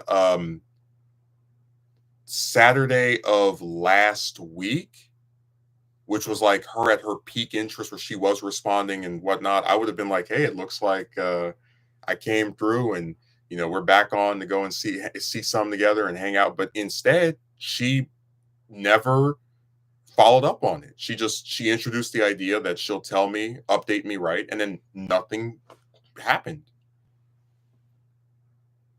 But unfortunately, it seems she doesn't care about having a positive interaction with you. Well, this is what I was going to say in my video. There's a lot of people at these jobs who you can say in a general sense like you. They'll say hi to you. They'll have some maybe like a running gag type of joke with you. That's something I have with her. But whereas from your perspective, you may actually want to get to know them and become friends with them and possibly have something to do with them outside of working there. They see you as basically like a clown at their position. You're a useful source of entertainment, right? But as far as someone they would actually try to get to know and become friends with and speak to and develop any serious interaction with, they don't care. And that's what she is. Where it's like, she might genuinely enjoy interactions at work. I think she does, but as far as getting to know me outside of work, every opportunity she's had, she squandered it. So I just don't think and that's why when she was trying to ask me about the convention, I started cringing because I'm like, lady, you could ask me this in our text exchanges. Why is it when we're on the clock you suddenly are so interested, even though you actually are not, because once we leave from here, I won't hear from you for the rest of the week. So it's stupid. That's what I think it is. You're just a useful joke clown for them at the job, and outside of that, you're nothing.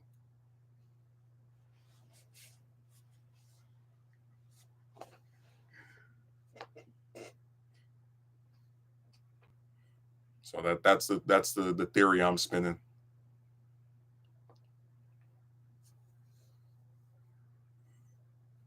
They want the positive interaction when you're clocked in, but when you're clocked out, they don't care if there's any interaction at all. You might as well be dead. So don't worry, when I stop working there after they cut my hours even more, then she won't have to worry about any interactions with me. I'll be history.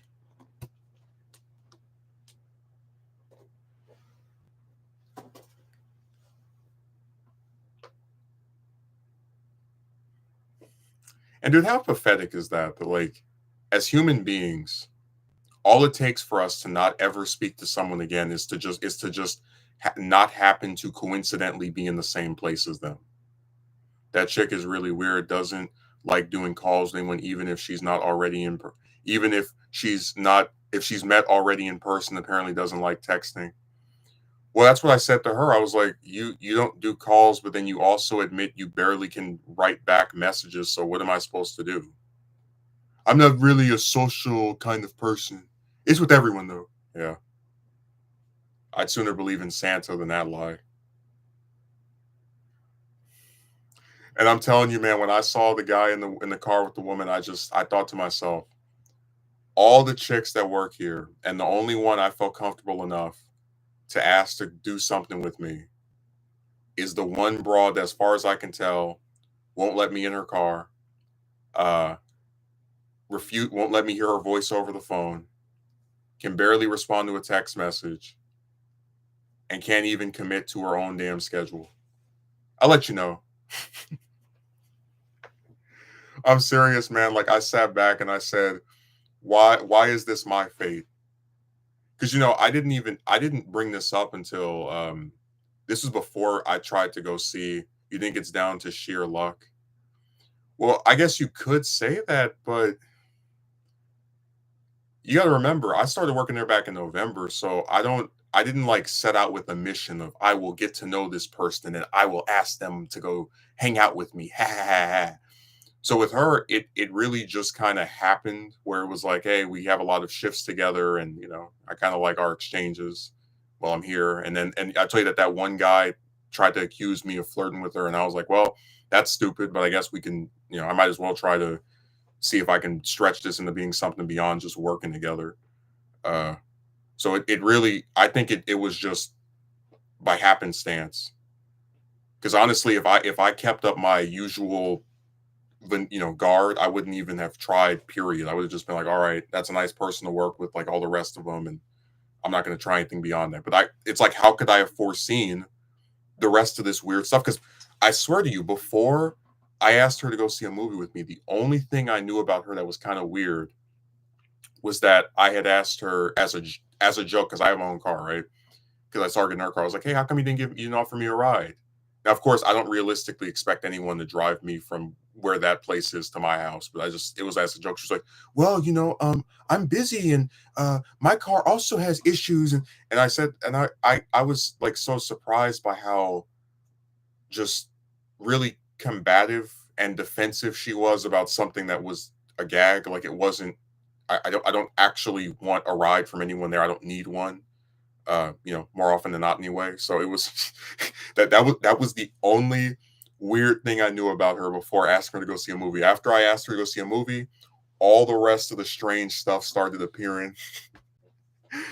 I sent her the text message, "Can I call you?" No response for like 2 days. You ask her at work about it. I'm not really a call kind of person. I was like, but I sent you a text message and you didn't respond. Oh, I'll respond eventually. She is capable of engaging with small talk, it seems. Dude, I don't know what's wrong with her. I swear some of these chicks come out the crazy people factory. They have like a little assembly line and give them all the weird traits and they just ship them off to these shops.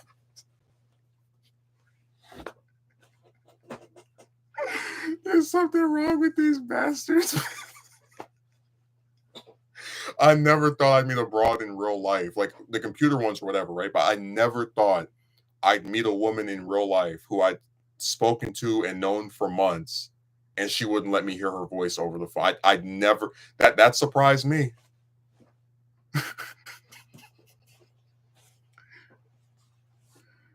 Took it very literally and began explaining her whole monologue to you, and it was a joke. I have my own car. You've seen the inside of my car.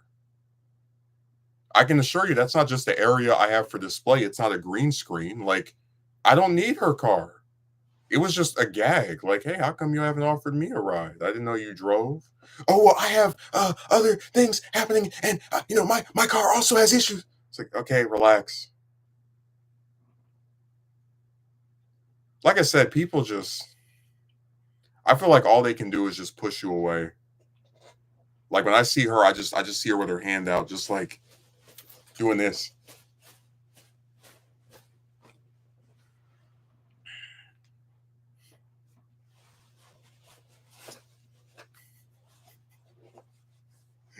And they're all just such blatant liars. Like, I have other things as well. No, look, the truth of the matter is now that her hours have been cut, she's up there even less. So she's not doing anything outside of working there.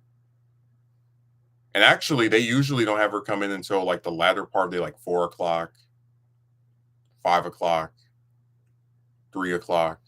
So if she wanted to, she could. We could hang out before that, but she doesn't want to.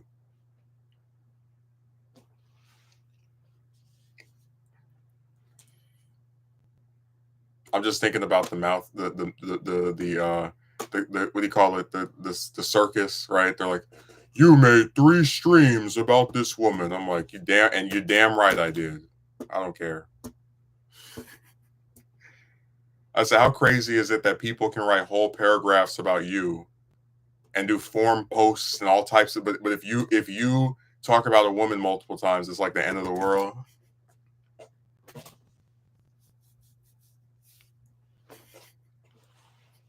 They did the same thing with the banana penalty where they came on the other video and they were like, you made 2 videos about. It's like, I don't care. I'll do a third one and a fourth one and a fifth one. People get to sit there and waste your time and treat you like crap, but you're supposed to like only be able to discuss them once. They need to understand that this is your channel though. Speaking of channels, I don't think I mentioned this all that much in the banana penalty, but like I did a lot of stuff because I mentioned that other woman has a channel. Man, let me tell you something. I've been on this site for over 15 years, and I don't think there's anyone else who I've tried to help the channel of more than her. Like I looked back at just at what I did. I would play her stuff on my TV, on my phone. I would comment on every single video. Like I don't even do that for my own channel. So imagine doing this stuff for this person. And what do you get for it? Besides a brief thank you, you get ignored for months, lied to, and ultimately ignored because she wants to stay with her boyfriend.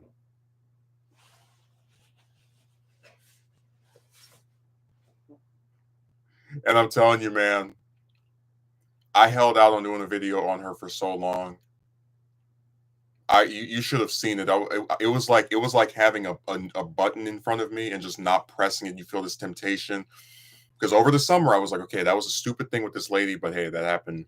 I only knew her for a few weeks. Am I really going to make a video on somebody that did that? Is that really that distinct? But when she came back and promised to have a call with me and then stood me up after I waited all day for her to talk to me and then unfriended me when I came and asked her, hey, what happened? Where's the call?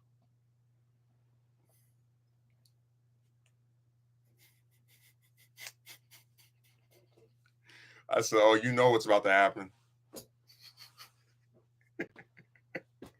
I wrote that whole script. I think it was like after she unfriended me, it must have been about 4 or 5 hours until that video went from starting the script to editing it to being up. How's that one Taylor Swift song go? Look what you made me do. Look what you just made me do. You just made me do. The umbilical cord was cut by that. But yeah, because I figured I'd never speak to her again. So okay, what the hell? I have nothing to lose. Dude, and then my favorite part is that she blocked me after I made the video and was like talking about me on her channel without saying my name. And I was like, um, wow, like they're gonna talk about me, but then make it to where I can't respond to them. Okay, well, I'll respond in the video. So I took the comments, got rid of the names, and read them, and then her. That's the video that her boyfriend and the stupid other. Remember the chick I told you about? I think it's somebody I knew before, and they made a whole account just to like pretend to be somebody else. Like that, 3 of them came on there, and they got their just desserts as well. Because I'm not about to be bullied on my own damn channel. Um, but what I thought was funny is that in her comments, because I still have them like the screenshots of the stuff. She was like, "Oh, I just think we're too different from each other, and I wouldn't be against commenting only on each other's channels every now and again." And I thought to myself, first of all, we're not doing any half measures, but like, think of how stupid this makes me look. I'm supposed to want to still comment on a channel where everything I wrote in the past was deleted in one fell swoop. Do you see where that's like not appealing to me? Where like it wouldn't make any sense for me to like be incentivized to do that. I'm supposed to want to comment on a channel where where literally everything I wrote in that channel from when I first started over the summer up until October, November was deleted in one quick move of her blocking me. I'm supposed to want to go back to that channel and write more because I didn't block her. I just assumed she would never say anything to me. Yeah, knowing all your comments you posted previously had been erased. Yeah, because what's to stop her from doing that again? Remember, my comments on her channel were always nice. I always said, good job on this. I like this. Great job on that. And she got rid of all of it. So no, I'm not. I have no incentive to run back to that crap.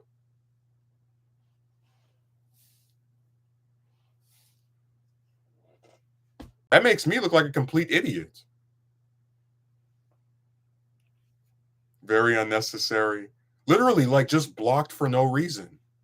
Because it's not like I'm going to turn into a troll and be like, "Oh, your videos are trash." No, I always was complimentary of her actual content. I criticized her as a person for treating me the way that she did because I thought it was a really nasty thing to do to someone that had tried to be nice to you and it actually helped you in a tangible way. Like I'm not kidding. I don't think there's been anyone else on this site I have tried to help with their channel more than her. And what I got for it was a slap in the face and all the rest that came with that. And I'm never subjecting myself to that. But I do think it's funny that the same month where I stopped speaking to her, like the same week rather, is when I started working the job, and that's where I would ultimately end up meeting this other broad. So it's like you got rid of one poison for another, where it's like you right as one crazy broad is out of your life, here comes another one waiting in the back wings, ready to take over, ready to say, "Hold my beer."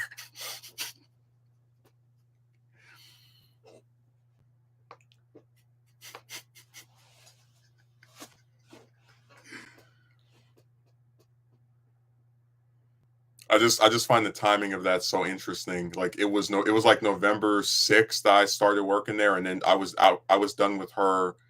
I think on the 11th. There are far too many of these chicks around. But what gets me, man, is like I don't like I'm gonna say this in the video as well. I don't talk to them for content. I didn't start messaging the other one and helping her with her channel so she could betray me and I could be like, look at how she treated me. I loved her and her content. And I don't do that.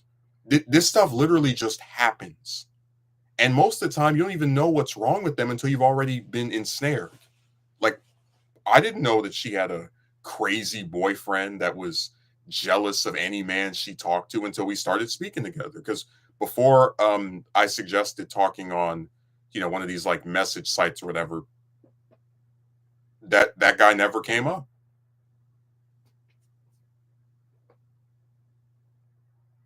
Nah, man, these chicks are just and it seems like no matter how little how few you interact with, you're still going to get the same result no matter what. Like you can talk to two of them or you could talk to 50 of them and you're going to get treated like trash no matter how few the quantity.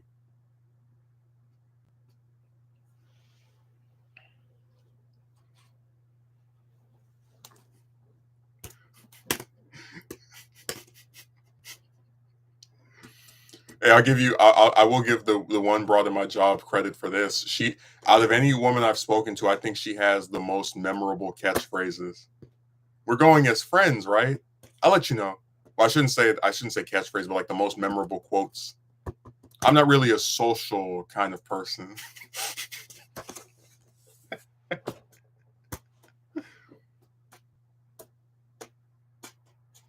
I give her that distinction.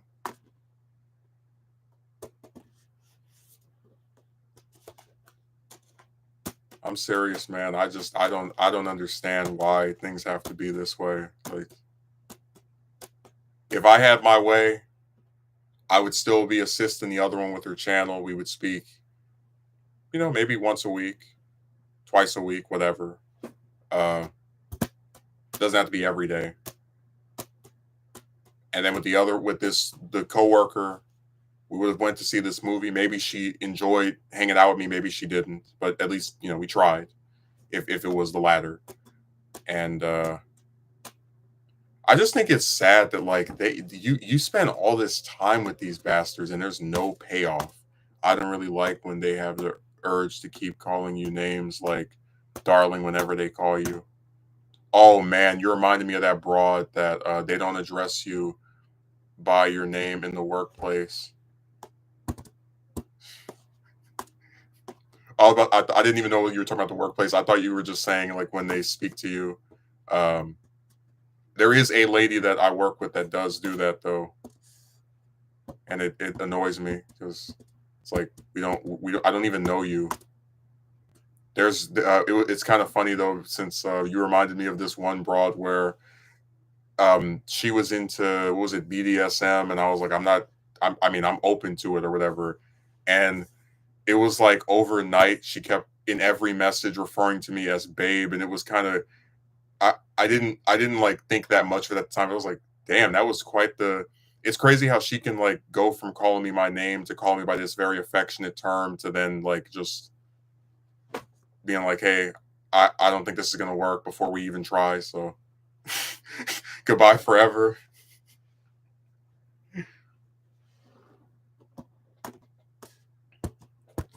I think she was in what's that video called? Proof Romance is a Scam. I'll have to go and watch it again. I know I talked about her before.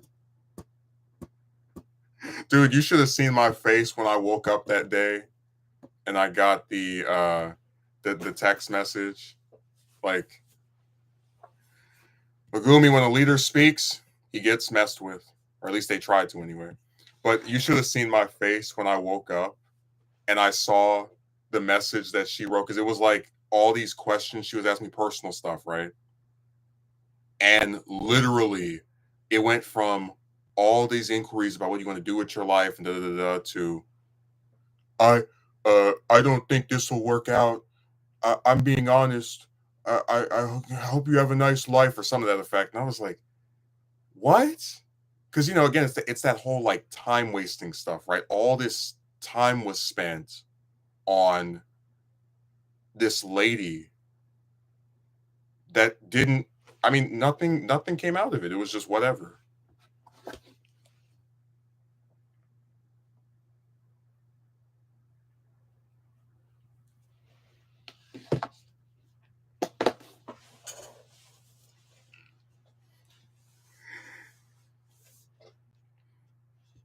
That turnaround was whack, man. She switched on me so fast.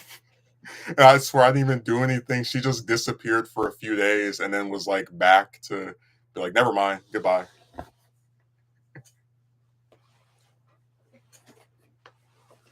It just gets more stupid as time goes on.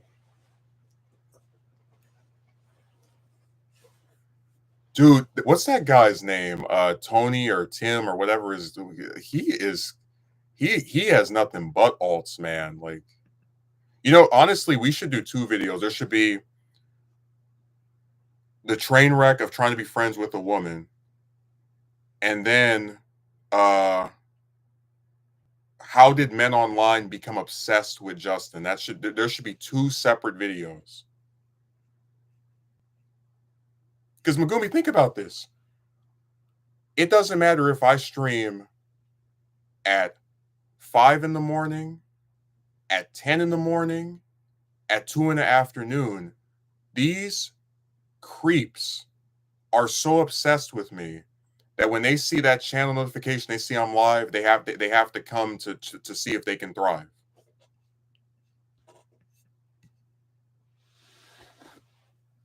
They are always ready to show up to and it doesn't make any sense because if you like the way it's supposed to work is if a channel is bad, if a channel is not good, you know what people do? They don't watch it.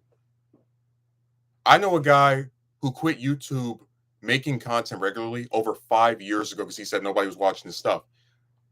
Do I have to show my analytics? More and more people are watching, so he can keep talking about my clothes, but you guys love this outfit. All these obsessed little weirdos online are watching me more now than ever.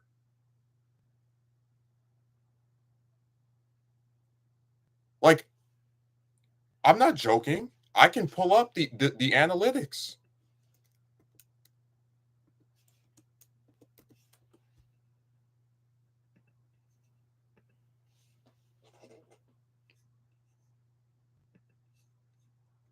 Oh yeah, my content is so not good.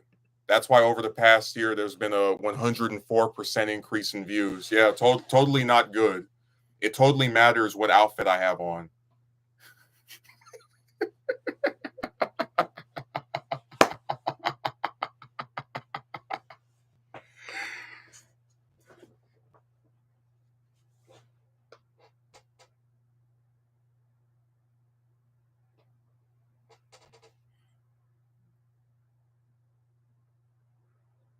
God, that's crazy. It's always the same thing they keep harping on about. Well, I tell you the difference between this year and last year is I just don't have the patience anymore. When you go through stuff in real life, these little guys online, they're nothing. It's funny, they spend so much time trying to tear somebody down when they themselves are nothing. Like they literally have nothing better to do than watch a person that they claim to despise.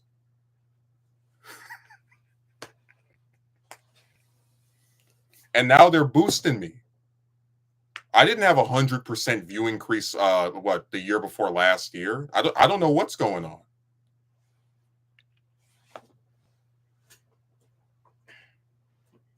But I bring it up because it's like when someone's stuff isn't good, people are supposed to stop watching, but it's been the reverse. Dude, I got like I think 30 new subscribers in the last month. It was weird. I'm serious. I'm going to show you my analytics. They're green. Every aspect of it. The watch time is up. The subscribers since last year have increased by 258%. And I don't even care about subscribers. I just want views. I want people watching and Caliph Fears or uh Butt Muncher 45 or Ball Cruncher 666. You're doing that, so good job.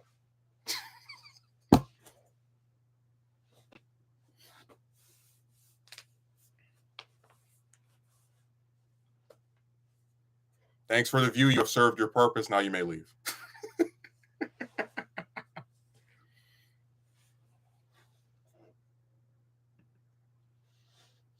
Trust me, things have happened to me in real life that make anything that these guys write seem like a child bringing a toy gun to combat a tank. It's nothing. Well, I just don't understand the logic of that.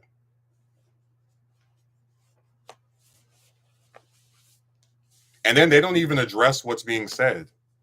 Like if I was saying something wrong, wouldn't they be able to respond to to the substance of my points? They can't.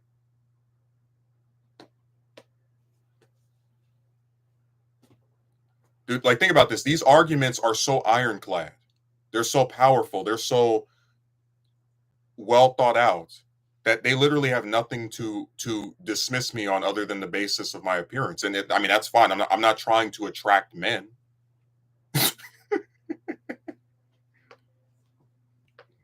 So it's like what I just don't understand the end goal of that.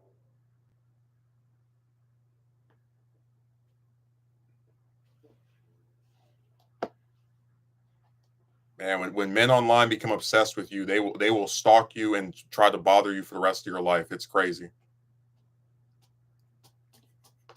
I wish the chicks were as obsessed with me as these guys are.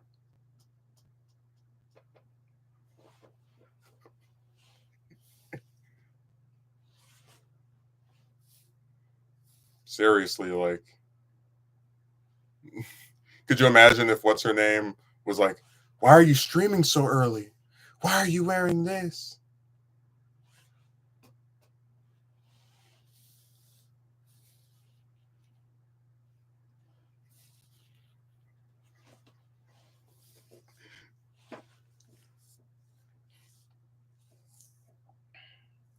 Just so weird, man. So weird.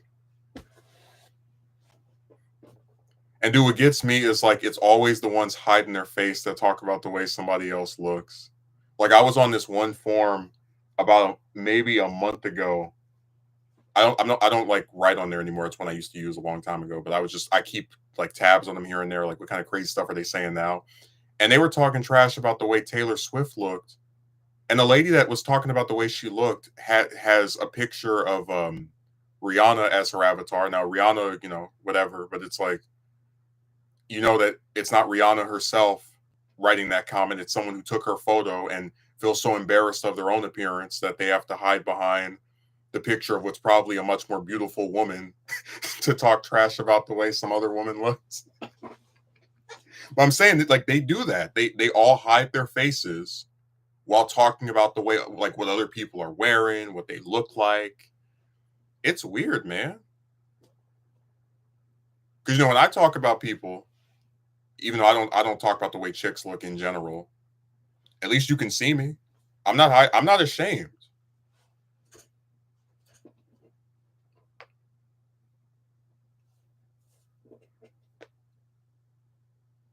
I remember VVS who didn't show their face, and there were people who still trashed his voice or assumed his appearance was exactly. But see, when you're criticizing people's behavior, you shouldn't have to show your appearance. Like VVS didn't sit there and talk about, oh, this woman was so ugly. He would talk about this, many of the same ideas I have. So that was just a way to dismiss him without, and that's really what this is about. These arguments are so strong, so powerful that the only way they can address it is to talk about something completely irrelevant.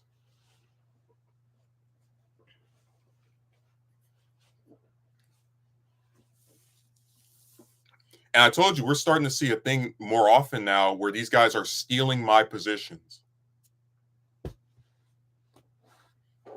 I mean, they're saying things that like don't even like Megumi in my video. I have a section where I talk about how at the same time as they're saying that that they're saying that they hope I commit suicide, they're also wishing me good luck. Like,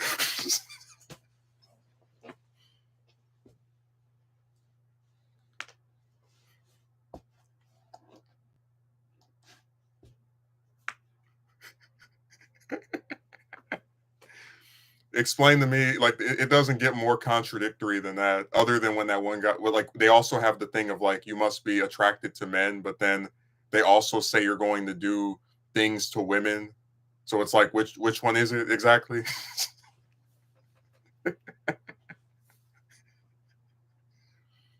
I'm not kidding. At the same time as they're saying that they hope I end my life, they're also wishing me good luck.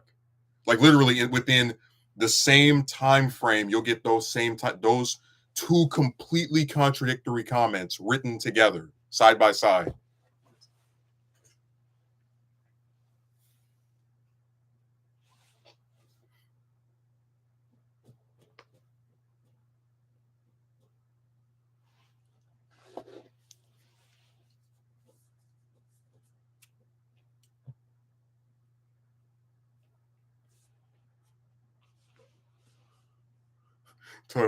Where do all these guys come from?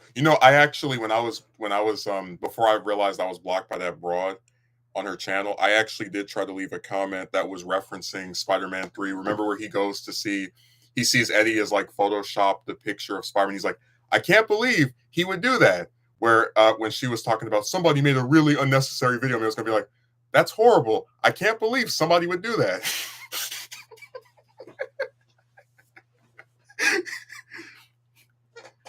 Except in my case, it was actually like true that someone made it. But I was like, oh, I wonder why someone would make something like that about her. This totally innocent person who never did anything to anyone. Man, that's when I realized I was blocked. Like, oh yeah, it's over now, lady. She was definitely not expecting that second one.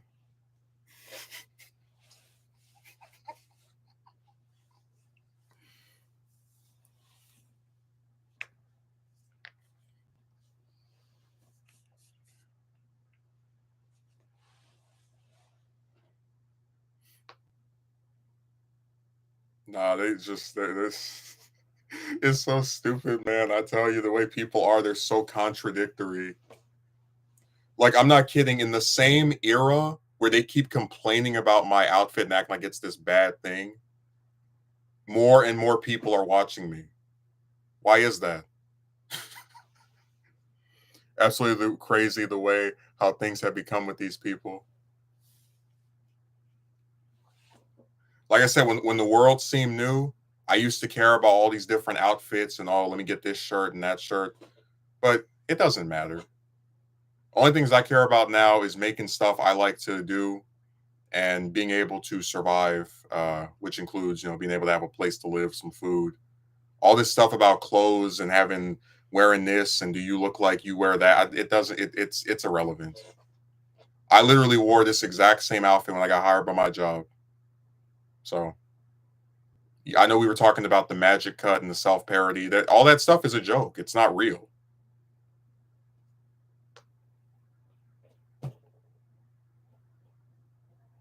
Like I said, this whole like really antagonistic outfit thing only exists online.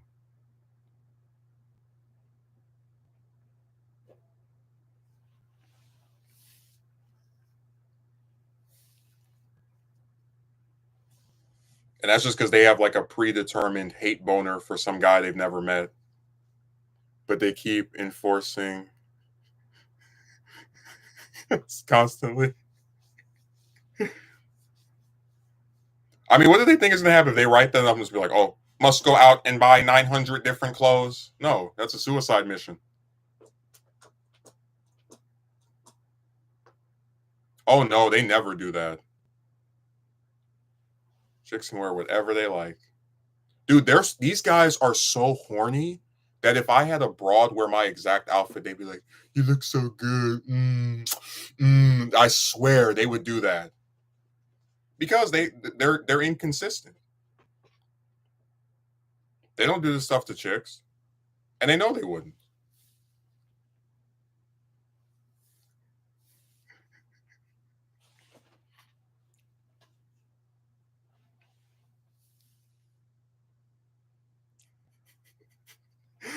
That dude, if a woman came here wearing this same outfit, that guy would be crawling on his belly, trying to compliment her. He'd be like, "Hey, how are you?"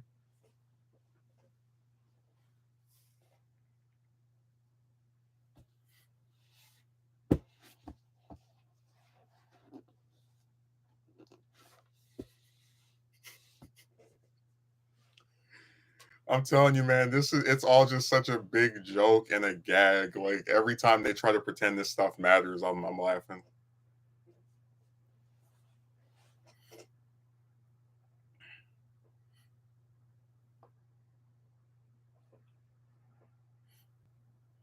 But I do think it's really sad that people like that exist. You'd rather sit here and watch someone that you despise for 2 hours. Feminist society and you aren't in it. I'm serious. That's why I've seen chicks wear all types of stuff and like no one says anything. I tell you about when I used to go in front of Starbucks. There was the lady that came out and she was wearing some shorts. They're about to like pop off of her. No one complained. Nobody's, oh my god, look at what she saw. Yeah, the hate watching is nuts.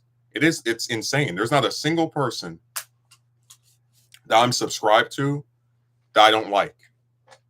No one who you would see me because like that, we know that this isn't the first time they watch one of my streams. They always write the same stuff. They have like 900 different accounts. So to even invest that much time in a person that you apparently think is beneath you is just I don't understand the appeal of it.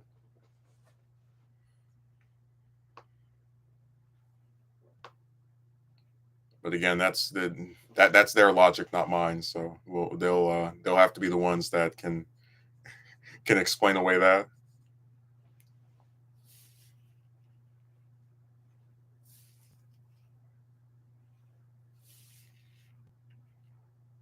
Like I said, when the world seemed new, that stuff was like important. Now it doesn't even matter.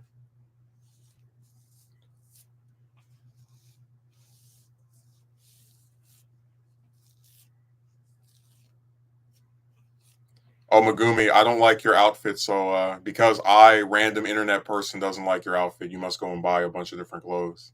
And that's my thing. It's like it's not my employer saying that. it's not some person that means anything to me saying that. It's some random guy on the computer acting like he's God. Like, come on. You know how many damn chicks wear stuff I don't like, and you wouldn't catch me saying, I think you should wear this. Man, if I went to somebody in real life and said that, I probably would lose all my teeth.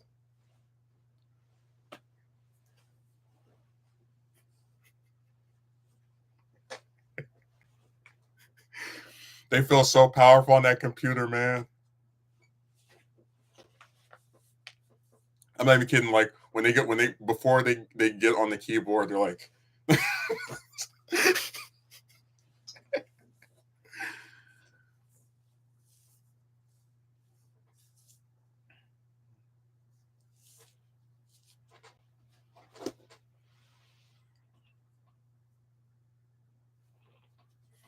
it's weird, man. It is a very weird era. Crazy chicks, even crazier, man. It is sad because it's like, I told you that sometimes when it used to be in the past and I would do a stream, it was just venting about things, right? Like just discussing stuff that was bothering me. And it's like, imagine in real life feeling like you're being just crapped on, like just constantly bad stuff happening left and right.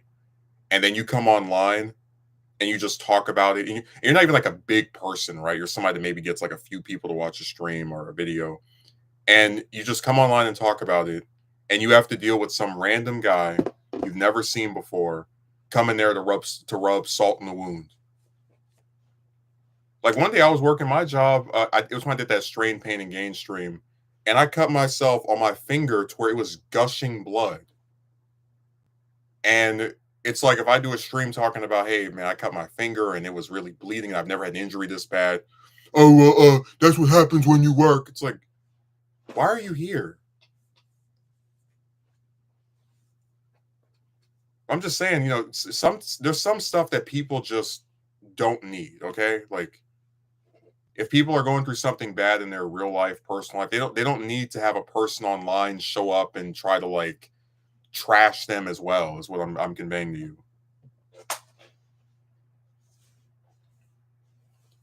It's just not necessary.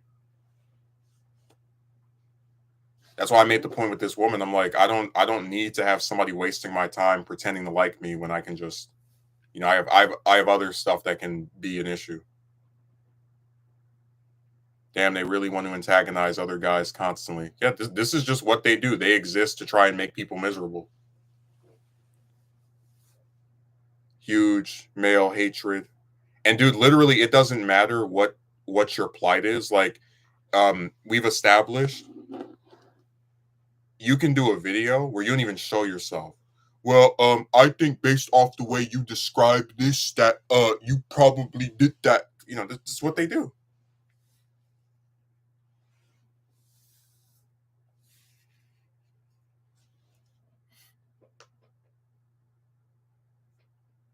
I remember when I did a documentary and this guy was like, I would recommend getting a better quality mic. I'm like, dude, I don't get paid to do this. I have no higher equipment than what I already have. You don't like it, just go watch something else. I guess I just have such a lack of patience for that because it's like you write a script, you edit it, whatever, you do the whole shebang to even get it to exist in the first place. And the only thing somebody can talk about is you don't have this type of microphone. Like, so what?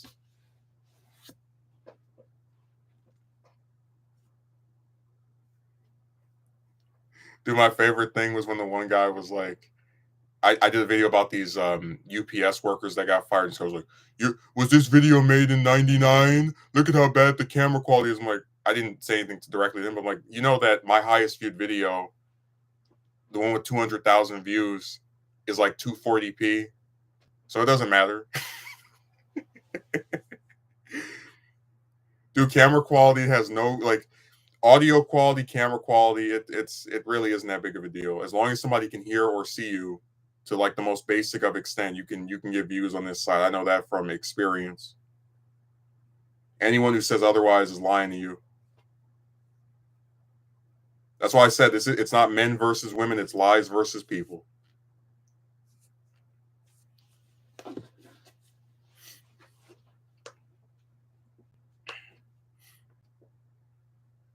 And they get real mad when you tell the truth about these chicks and their raggedy attitudes and all the little rest of the screwed up stuff these jobs are doing.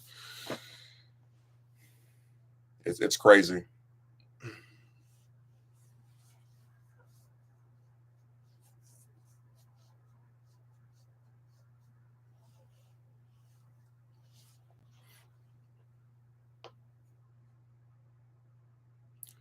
What else was I gonna say?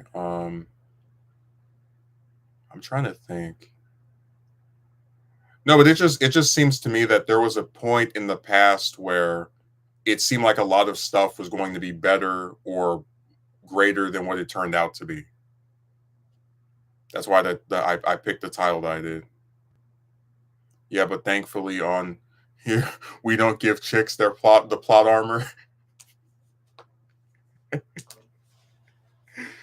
Dude, they don't get anything from me or make them some seem above criticism. And that's what drives me crazy. Like you get this much pushback for just critiquing someone. You're not posting any of their pictures. You're not sharing any of their information. You're not talking about go beat them up. Like it's literally just you criticize this person who happens to be a woman, and they're like, "Look at what he wrote. Look at what he did." It's crazy.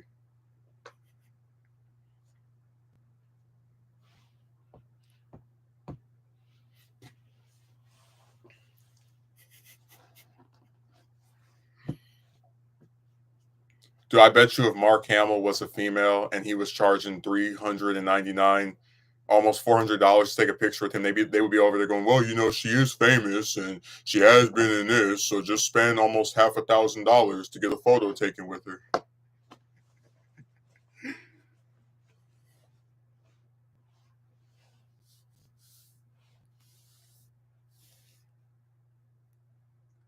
Dude, I'm not even kidding. Like they talk about the way all the famous people look, so they're trying to pretend that I'm famous. It's weird.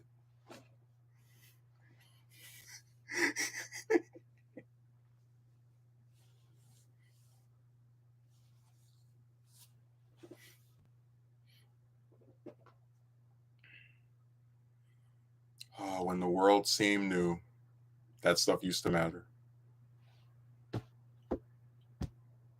I'm serious. Like when I was just thinking about the homeless era, that 2 week period back in or 3 week period back in May of last year, it's like I was concerned about where I was going to sleep, what food I had. I really didn't give any less of a crap about clothes and camera quality and audio quality and all the rest of that. It was nothing.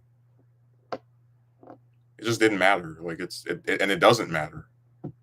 Uh, and it really is a shame that the basic necessities of life, which are already becoming more harder and difficult to keep going as time passes, are like pushed to the back burner by these crazy pricks online that live in a fantasy world.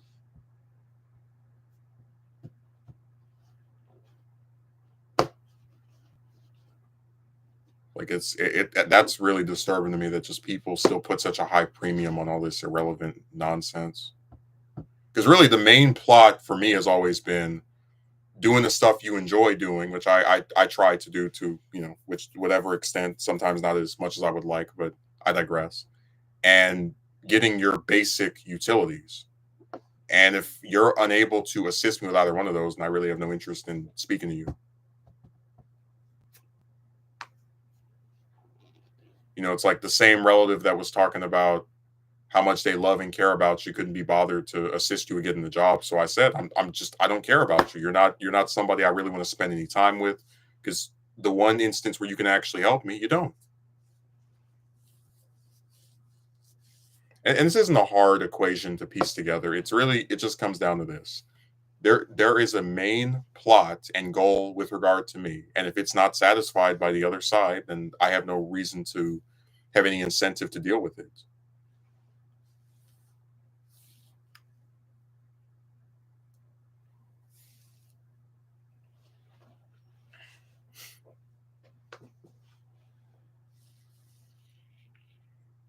No, they believe they're above criticism. They believe they're above any.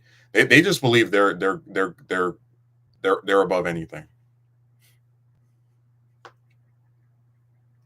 To that, to them, that's like the craziest thing, right? Actually having goals that you want to see accomplished and not wanting to have your time wasted with stupid stuff that doesn't matter.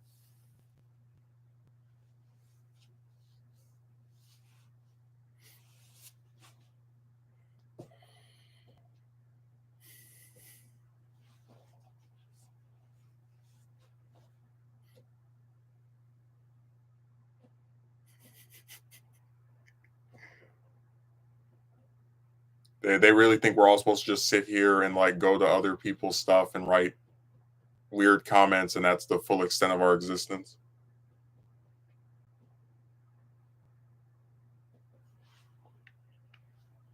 I can't believe this person actually wants to do something with themselves. Wow.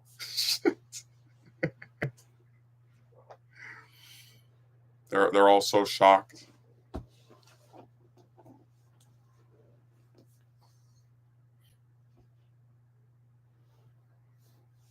I mean, it's really sad that you even have to explain that to people.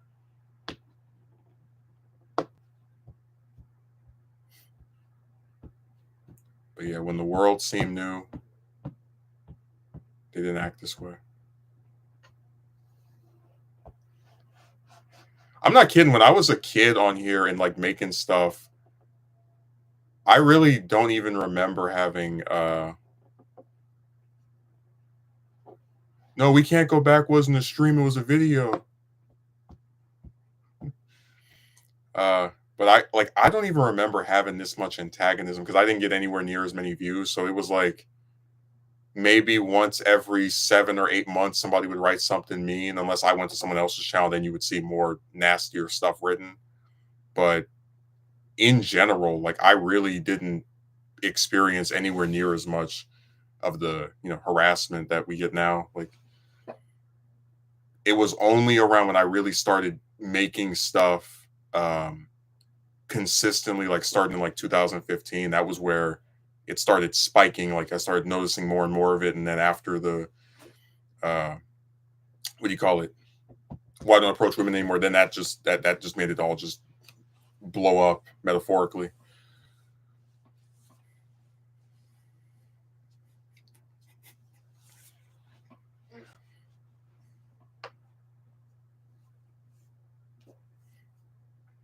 Dude, we can't go back. Crack 3,000.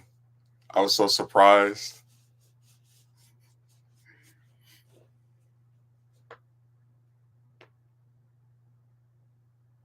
Yeah, there is a time and place for everything. Like I was excited for this lady as late as last week, but after speaking to her on Sunday, I just couldn't get excited anymore. I was like, yeah, this is stupid. You're wasting my time. You're playing with me. It's all a joke. Seriously, if she had gone to see that movie with me 2 weeks ago, 3 weeks ago, I wouldn't have mentioned her in a negative way at all. I was like, yeah, I went to go see a movie with somebody. Having experiences in your adolescence that cannot be replicated. Well, yep.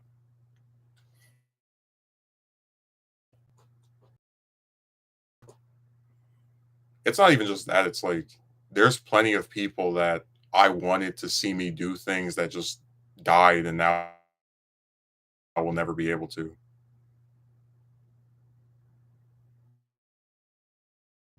That's why I had opinions I cared about are deceased.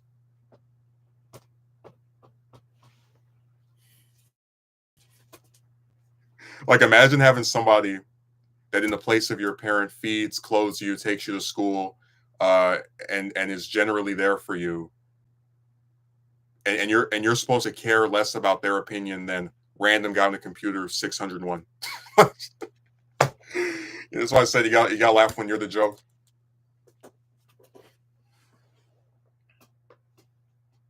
Having a relative or someone elderly you find important once when you uh, witness you wed or achieve certain goals.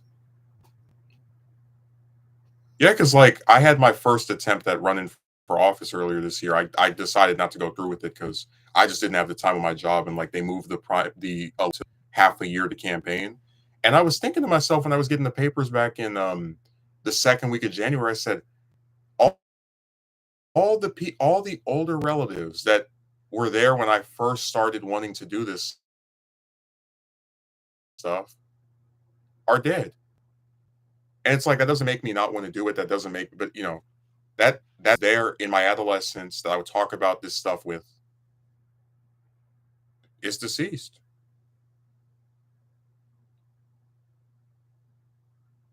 So like that's why I said like all this stuff about oh he doesn't wear this and this woman it doesn't matter. The people whose actual opinions I cared about are dead.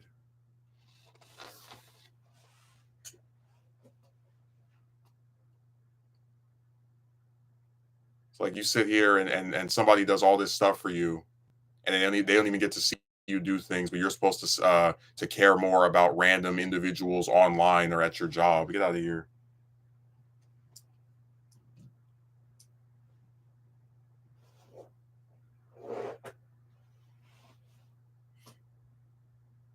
I'm serious. When I got those papers to run, I just had that thought. I was like, everyone that I used to talk about wanting to do this with, that I wanted to see me do this, has died. Uh, one of them as recently as a little bit over, as slightly over a year ago. Another one as distantly as 6 years ago. And it doesn't matter what year it is. It doesn't matter how many months pass. I can still hear their voices. I can still see them. Like I have one of them where I'll literally just be sitting there typing on my computer or driving to my job or working the job and I'll just hear him in the back of my head.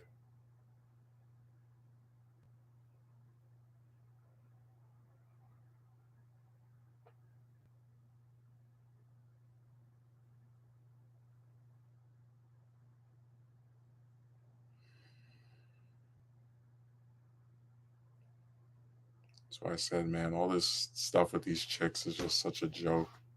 Because there are chicks that I have cared about the opinion of or wanting to get to like me, but they can never allow themselves to go beyond just being just caricatures of themselves, right? Like if you have an idea of what they are, which is just a time waster who, pretends to like you and then they do something stupid, they always prove themselves to be that. And it doesn't matter how much you pretend that, okay, maybe this time will be different, they still do. Like I was very selective about do I really want to sit here and ask this person I work with to go see a movie? I said the worst she can say is no, right? Turns out that wasn't true. The worst she could do was say yes, then not go and hang out, then get mad at me for being mad at her and ignore me for 2 weeks, act like I'm deceased, then reconcile with me. And then when I bring up the same proposal, instead of saying yes as readily as she did before, now she goes, I'll let you know. I haven't seen a Kotsky merchant in so long. He's been too busy reading Boruto.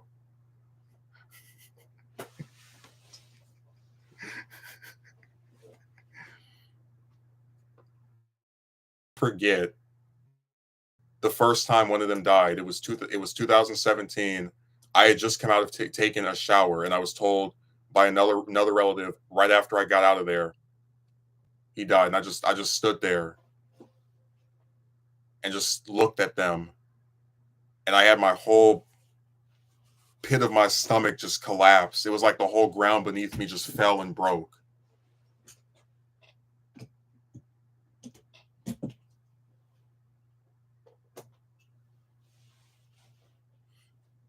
Yeah, I remember which one you're talking about. Agreed to move into her apartment and help her pay her rent, but still refused, even though she said, "Hey, we can buffoon." Funny you say that because I have been binge watching. Well, my point still stands. You've been too busy with other stuff to attend my streams anymore. You're like a distant memory.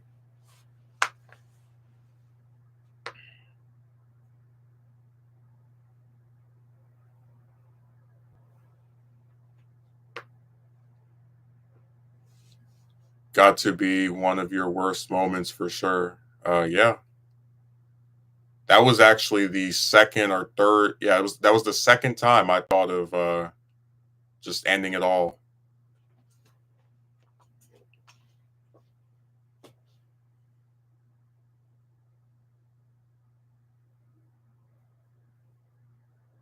Because I just couldn't imagine living without him.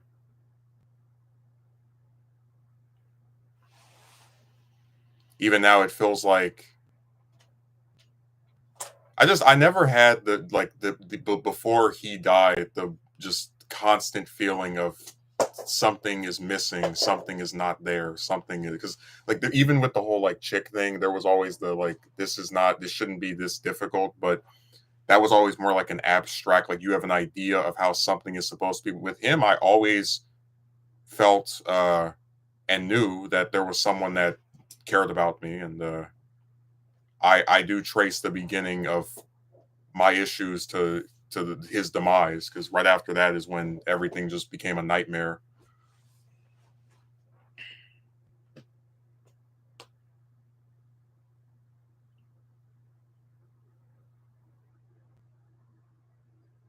And like I said, it doesn't matter what year it is, it doesn't matter how much time passes, I can still hear his voice, I can still see him.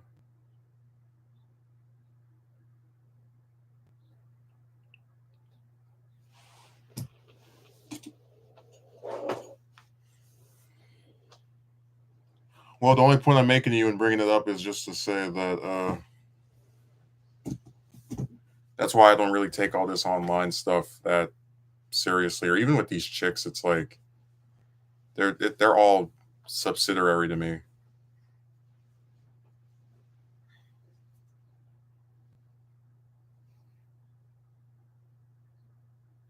You know, and you have someone whose opinion of you actually mattered pass, and then all these like pretenders to the throne come around. It's really comedic.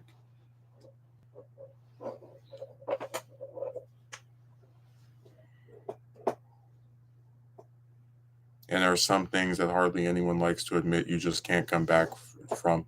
Well, that's why in my personal dealings with people who have also had someone there that they were close to die, I don't tell them, oh, it gets better, you'll feel better, you know, here's how you can move on. I said, no, that was it. That there is no. I mean, you move on in the general sense of like you are not as bothered daily by their absence, but there hasn't been one day that has passed where I haven't thought of him.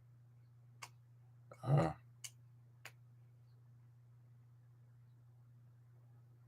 it's just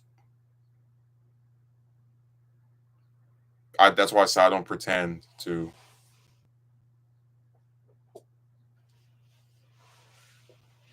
have any type of ability to make the claim that, oh yeah, things get better.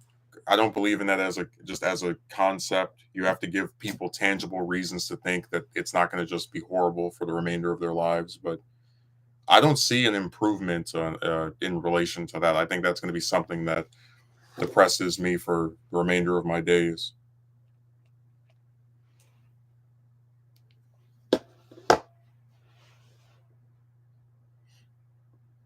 Yeah, I tell the truth. I don't sit here and blow smoke up anyone's behind and give them the little fake positivity stuff. I deal with reality.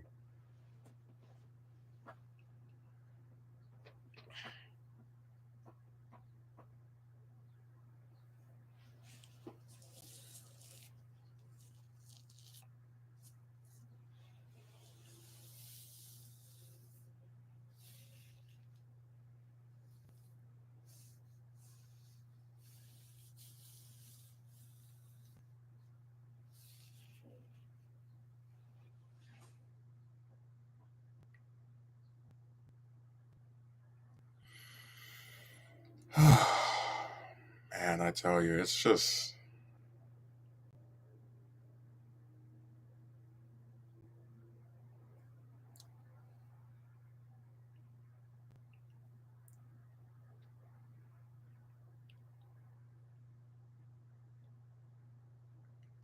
I really just Do you think it would ease your mind a bit if you had a woman who genuinely wants to be with you as well?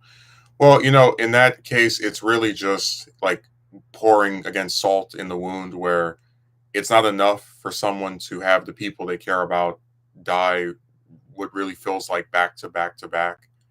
Um, but they also have to like have this constant inability to form genuine connections with people. So I think if that were different, it would. I mean, I have a few positive relationships with people, but as far as I think they've been more of a hindrance than anything else in the way that they've acted. So I wouldn't say it would like fill the void or anything, but it would, I guess you could say it would assist in a general sense.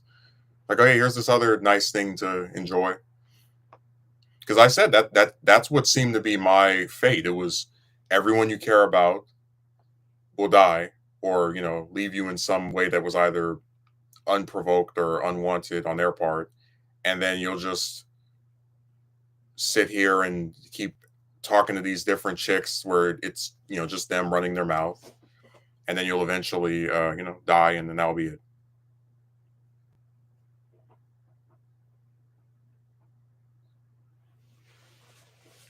That was the direction it seemed to be going in, and I wasn't excited for that.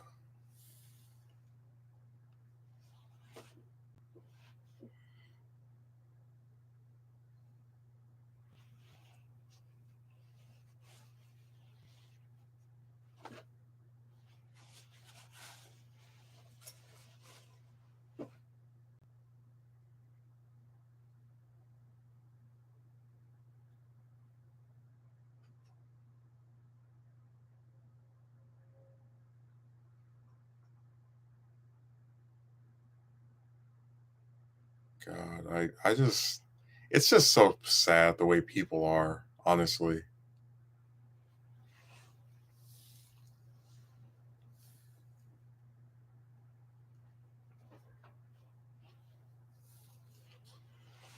Do I believe in fate?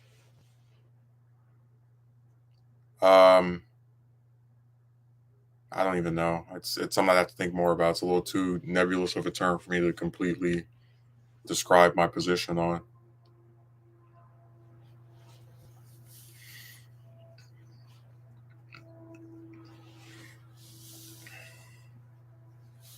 I'm telling you, when he passed, that was the closest I came to just saying I'm done with this. To hell with everything.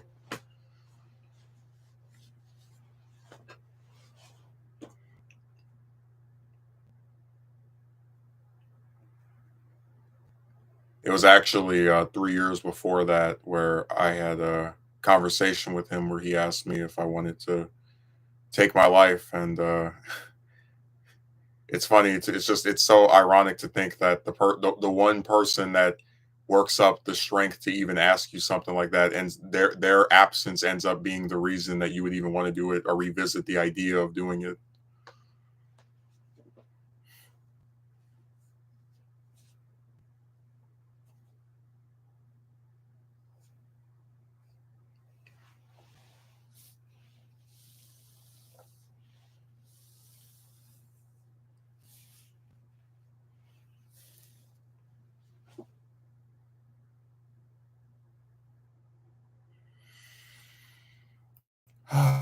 Man, I should get off this topic before I start getting into my.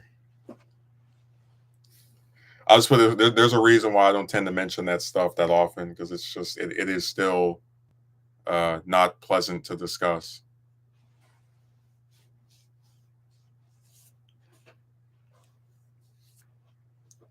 Yeah, I'm not going to get more into that because I don't want to run the risk of crying on stream, and then they clip it and they're like, hey, look, he's over there upset that somebody he was close to died. Because that's what they do. It's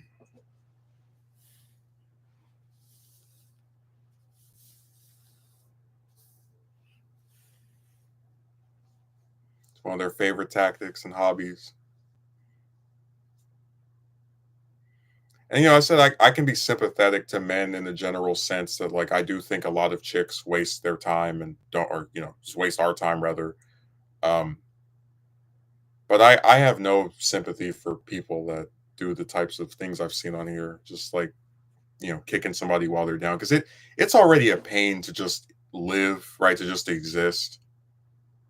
Like when I do a video and somebody leaves a comment like you're stupid, whatever, like most of the time, random person, they stumbled across it through the algorithm, search results, whatever, it doesn't matter.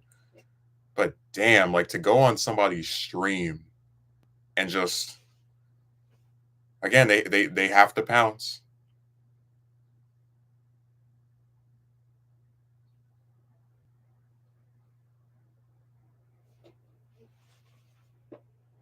I haven't seen Jedi Master in so long. He vanished as well.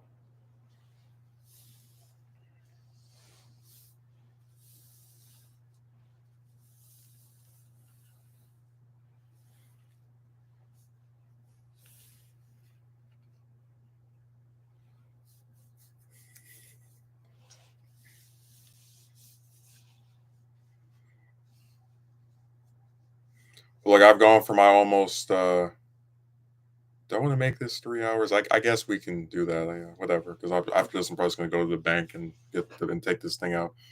Believe it or not, and then Rev deleted this thing. I'm just a leaf in the wind.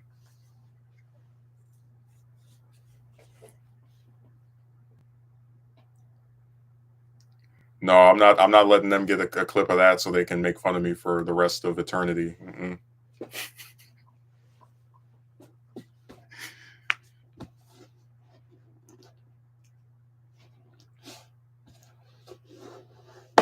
Tell you online, all they do is trash somebody. That's literally all they exist for.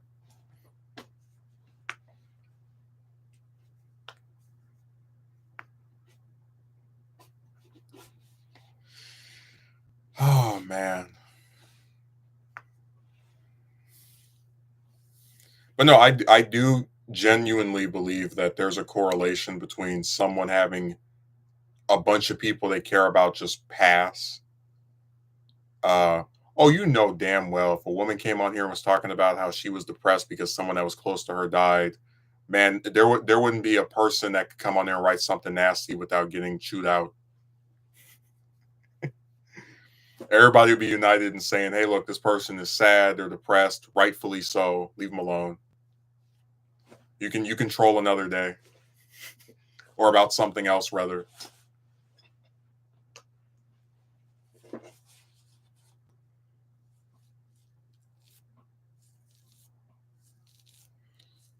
Dude, I've seen people like chicks cry on stream about way more frivolous stuff than this, and like I don't even see anyone making fun of them for it.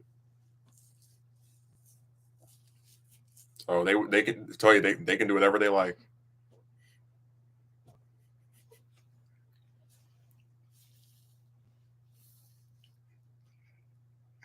Dude, that plow armor, man, it is strong. Why can't that same courtesy be applied to guys? Because nobody cares about men.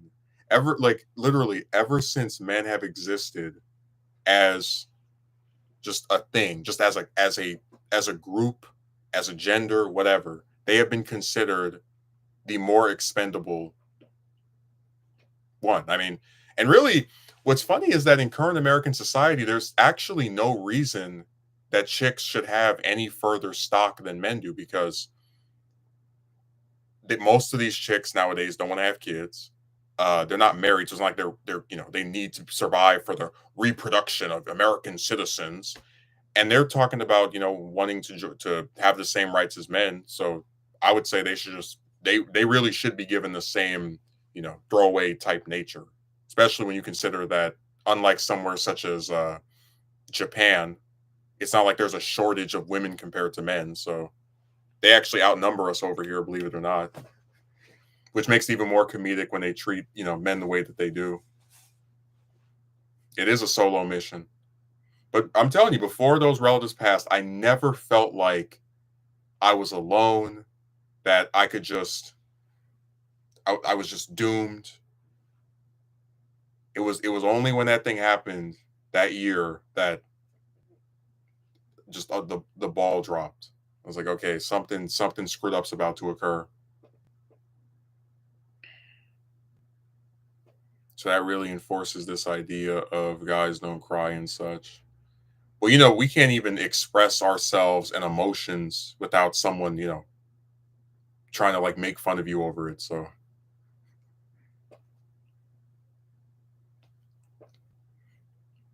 it's crazy.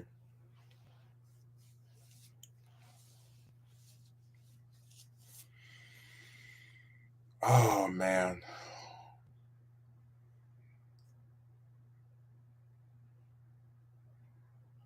No, I think it's going to be an interesting day.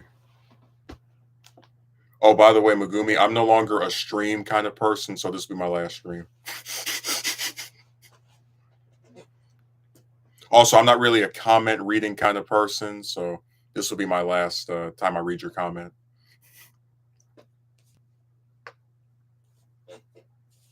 Also, I'm not really a camera kind of person, so this will be the last time you see me. Dude, I swear I didn't even.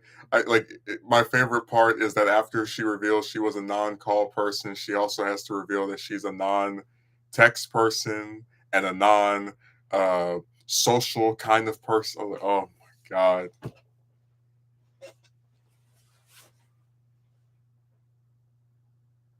infinitely spiraling nonsense. They cry, they get sympathy. Oh, they cry, they get sympathy and praise for men do if they're pathetic and weak. That's right there itself is inequality. And before women cry about equality, people should start acknowledging this. They never will. Double standards, then we perhaps can make some progress. Never. They love the double standards. Megumi wrote, I wonder if you'll give that chick a nickname. I don't know. I feel like when I call her coworker, I'm because I working with someone with any person I've worked with before her. Uh, so I might just keep calling her the coworker. Maybe crazy coworker, non-social coworker, the non-coworker.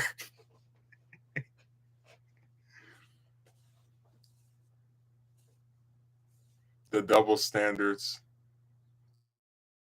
then so things will likely stay the same. Oh, the double standards benefit them, so things will likely stay the same. Yeah, it's going to be a long time before they get sick of these double standards.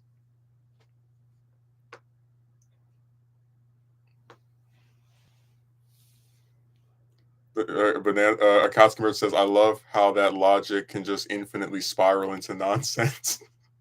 That's the point. There is no logic to it. It is nonsense.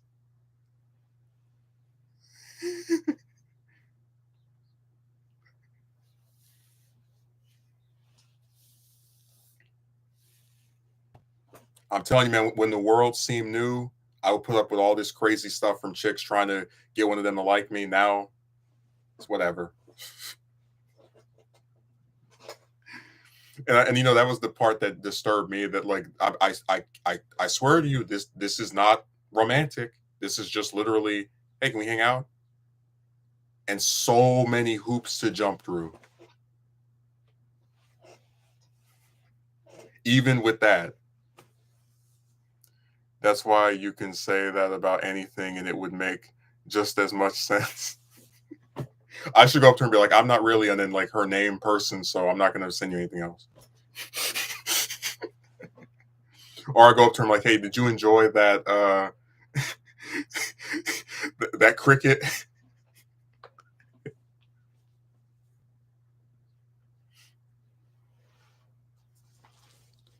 When the world seemed new. I'll tell you, there was a time where stuff really seemed like, oh man, I'm actually excited to. She actually responded to that. And dude, I swear, I was actually on the fence. If I was like, she never responded to the other one. It's been 5 days. I don't think she's gonna reply to this one. But when I looked on my phone, I saw that because I didn't save her number as her name. When I saw that area, I was like,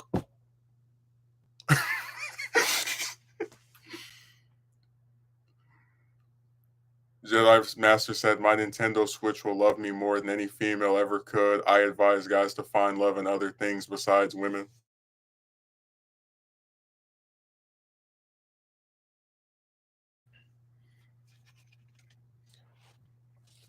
I mean, I said before that if I had a better economic situation, I would probably adopt little boy, little girl, and try to right the wrongs of my past. Have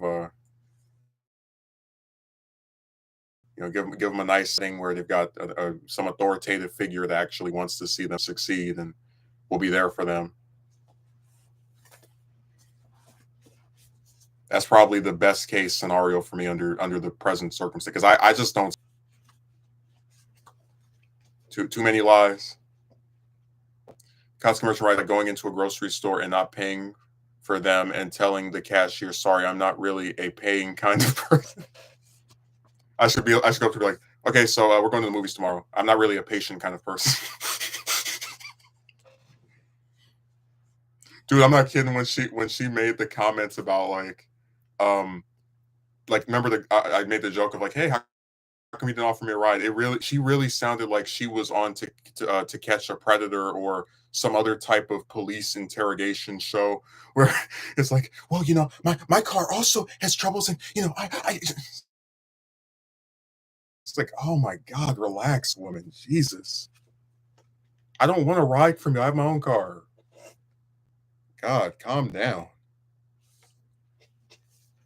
That's why I said these coworkers, they can't do anything. You couldn't even get one of them to look at you. Well, I'm sorry, I got her to look at me for a long time on Sunday when I asked that question. I forgot about it for a second.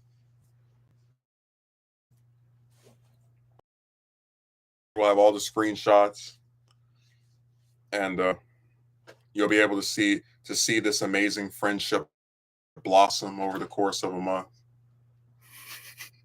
Oh dear, not that again. So weird. I swear I've never had somebody stare at me for that long from just asking them one question. Like that's the first instance where that's ever happened. I pledge to you. I've never had anyone at a job just like look at me uninterrupted, my eyes to their eyes for that long ever before. I really thought something was wrong with her when that happened. I was like, what are you okay?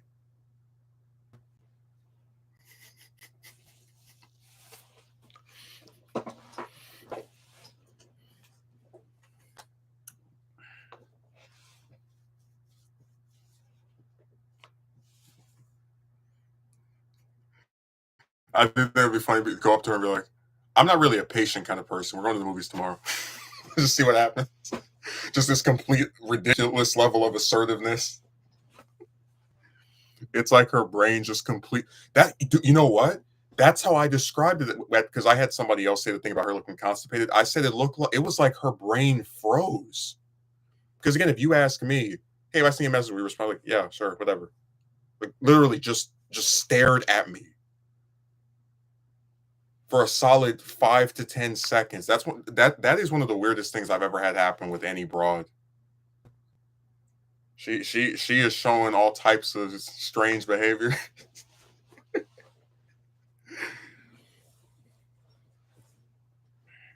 I tell you, man, we live in the twilight zone. Like when I go outside, I just keep picturing that like the roof will be on the floor, and the floor will be on the roof. Like it's so backward. People watch channels that they claim they don't like, but of course they always know when the person is streaming, so how much they really don't like them is up to interpretation. Uh, you'll have some woman, instead of her saying, "I'm not going to the movies with you," I'll let you know, and then never let you know. And then when they do it more than once, you're supposed to like act surprised when it happened again. Oh, what a joke.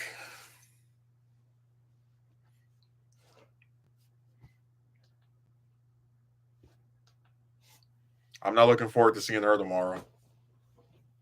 It's gonna be more stupid stuff. A Twilight Zone where women's brains spontaneously turn off. I've noticed behavior like that too. It's very confusing me, and it will never make sense. I gave up on trying to explain chicks a long time ago. I'm trying to remember which one like broke the camel's back where it was like that's it for them. Because I mentioned before it's been it's been no shortage of just strange weird stuff with this group. Like between the one that agreed to marry me and then reneged after a couple of days and then egged me on for like 2, 3 more months that she might change her mind, was just wasting my time, or the one that asked me on a date but then rejected me because I wouldn't meet her parents and do all the other little hoops to jump through to go on the date, or the one that asked me all the personal questions and told me about her things that she was into in a explicit manner just to abruptly say, I don't think this will work and goodbye forever. It never stops, man. They're like this, just swirling around you with all their BS, and I just got sick of it. Like I said, when the world seemed new, I was surprised, but not anymore. There are so many cases, and you know some of this stuff I never would have, like, if you told me 5 years ago there's going to be a woman who comes up to you and she's going to say, uh, "Go on a date with me," but and you're going to say yeah, but then you're going to get rejected. I'd be like, "Yeah, right. Come on. There's no way a woman would ask me out and then like do anything she could to make it." But sure enough, that really happened. I showed the screenshots of it. I couldn't believe it.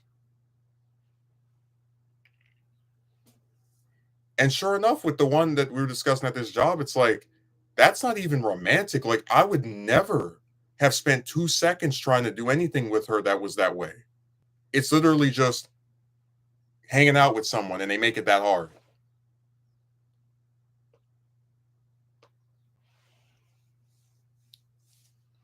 Just, it's insane.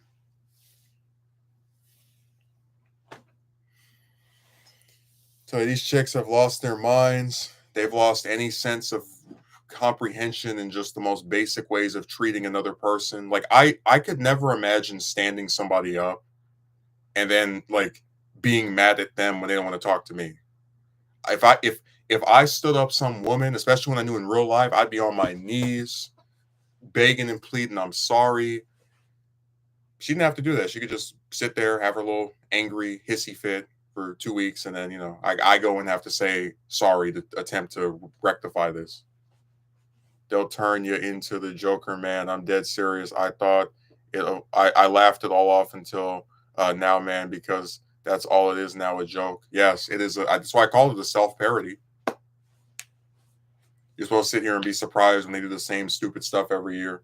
The only reason that this one and that other dingbat from last year surprised me because it wasn't even romantic. It's like you're just trying to be friends with these pieces of crap, and they still, do the same dumb stuff over and over.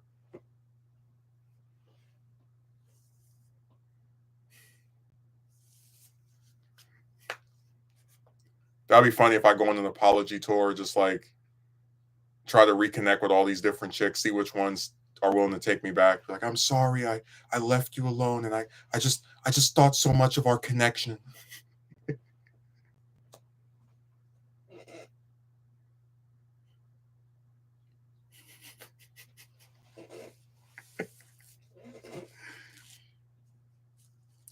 Akatsuki Merchant writes, I'm convinced that at some point in our timeline we converged with a bizarro world, and that's why everyone is acting so dumb nowadays. I will never understand the one who said at the last moment about not making our meeting when we both agreed weeks prior. Dude, that doesn't make any sense. We were exchanging messages through email.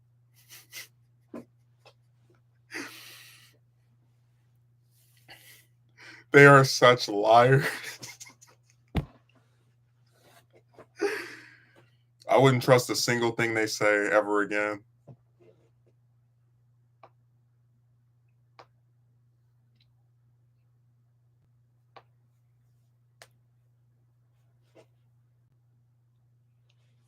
I tell you, my favorite thing is the guy that said you're not completely focused on yourself, and that's why you don't have anybody. And he saw how like offended I got from that comment, where I almost started to physically walk away from, because it's like, who the hell you think you're talking to?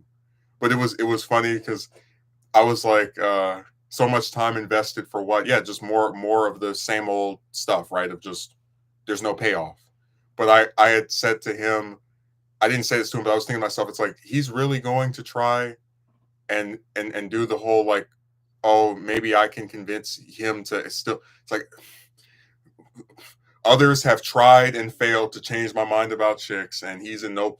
I don't know what even would possess him to think he's going to have a better shot than the rest of them did. I still have that one romance debate recording of the broad that was trying to convince me that I was wrong or whatever. It did not go her way.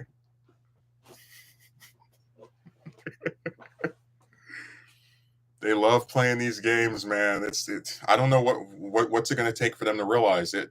I've made up my mind. My decision is final.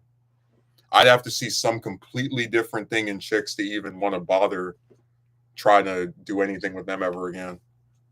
Like they'd have to really make amends. You'd have to see a complete transformation, and it's not coming anytime soon, as far as I can tell. I said before, even if I were to like get bigger online or something like that, I would be even more reluctant to ask them out or accept anything from them because then it's like, again, who's real and who's just trying to get something out of me, you know? Because a lot of them will talk to you if they think they can get something out of you, whether it's fame or money or whatever, any type of like tangible thing that they can extract.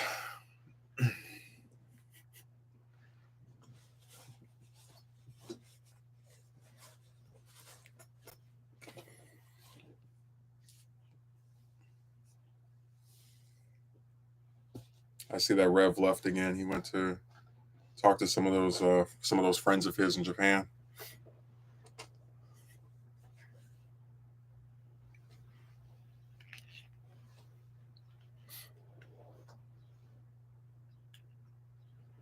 Many of them are always down to have a sugar daddy, huh?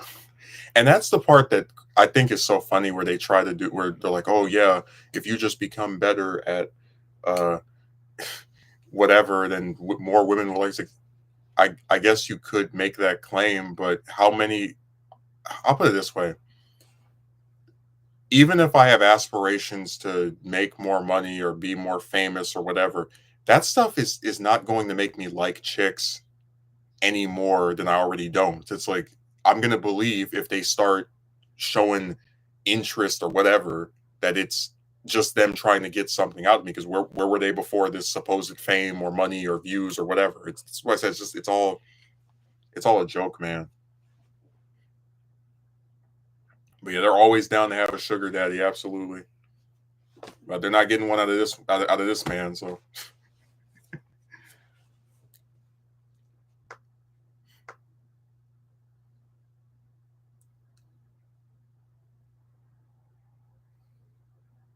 I've never given money to a single broad that wasn't a member of my family, and even that is like very very few of them. So they're out of luck.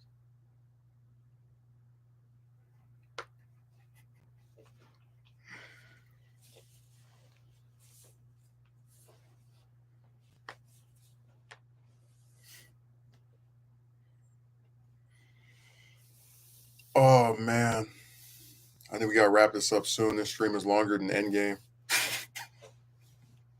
This stream is longer than the Batman. I was trying to rewatch that a few days ago.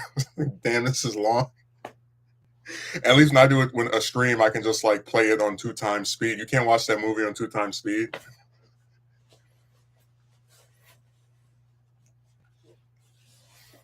So, you have anything else left to say before we wrap this up?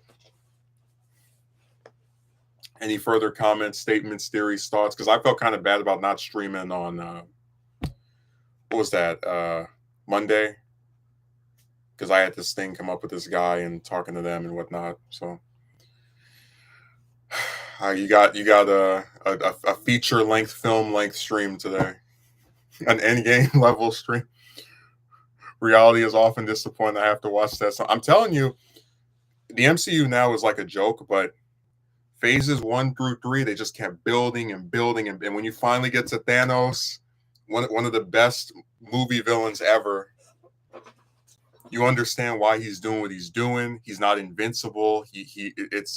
Infinity War is perfect, man. I there's the only superhero films I like more than that are probably the Raimi trilogy and Iron Man. Like it's and maybe something like something really artsy are historical, like Superman 78 or Batman 89, and I guess maybe Dark. But it's a very thin list of films I like more than that one that are of that genre.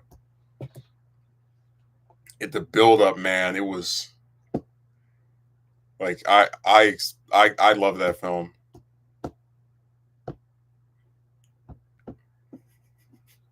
He was right. Reality is often disappointing.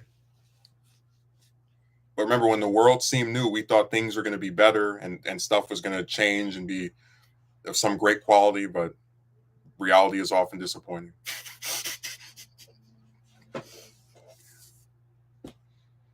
Totally agree. An amazing antagonist and character arc as well. I don't want to spoil it for Megumi, but I absolutely hate the way that they resolved that story because the comic version was so much better than that time travel trash. In the comic, he beats all the heroes and he just keeps winning and winning and winning and winning, and then he's like, "All right, well, I guess I've defeated all of my enemies, so I can now transcend to a higher being." And then his daughter, Nebula, the one he's been like abusing, she puts that gauntlet on and undoes everything that he did, and he has to team up with the heroes to stop her. If it's so cathartic to see an abuse victim just destroy the plans of the person that treated them like trash. It was, oh my god.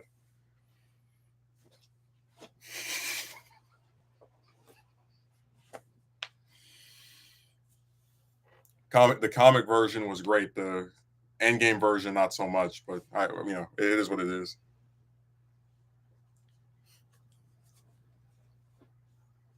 It's pure Marvel order. Okay.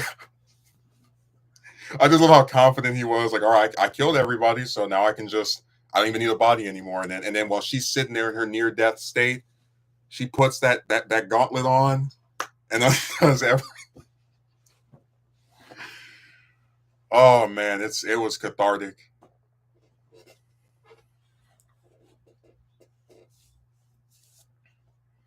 When he was done in by his own hubris.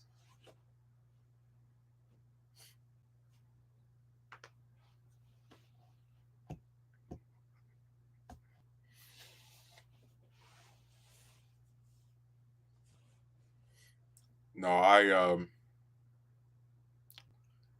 what was I gonna mention? I mean, I thought the title could just refer to like all the pre 2000 like 13, 14 type of stuff. Like I remember people being really excited when Obama got elected, and after 8 years of that, you know, let's just say the excitement really died down. I know this is a segue, but have you seen Dune? I've heard of it, but no, I haven't seen it. I got a whole backlog of movies I still want to see. Like I still haven't seen Back to the Future Part 3, and Megumi's been very upset with me for only seeing 2/3 of his favorite trilogy ever.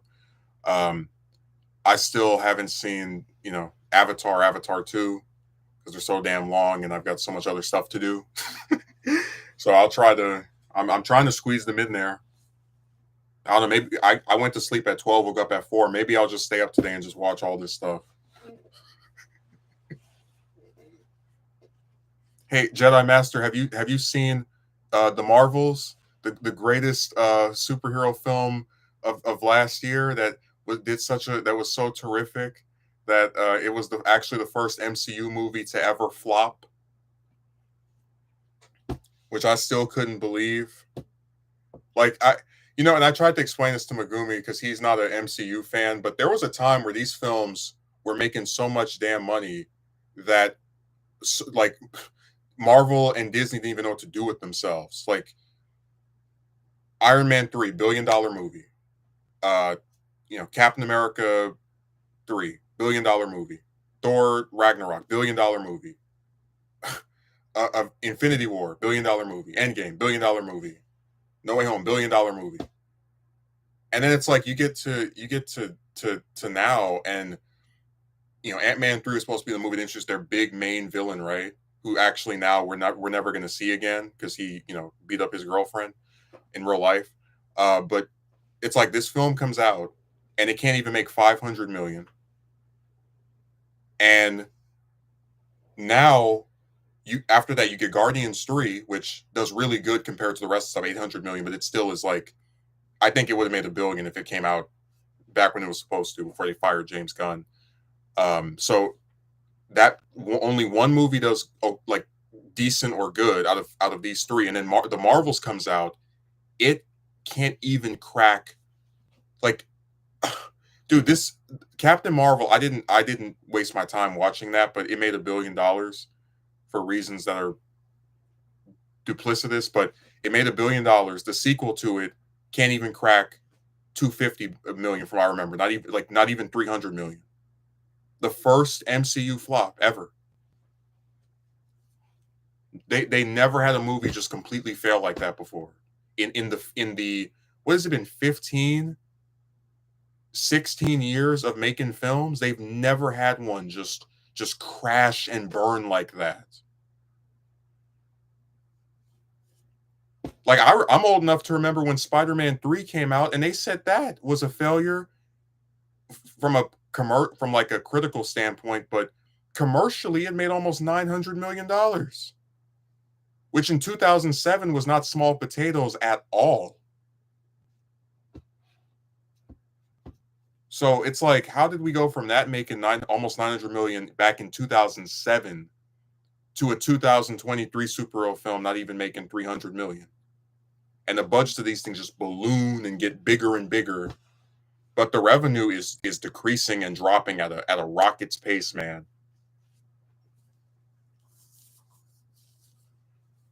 They don't have any more heavy hitters, dude. I'm telling you, like they're betting everything on Wolverine and Deadpool and Wolverine, and I just don't think it's going to work out too well for him.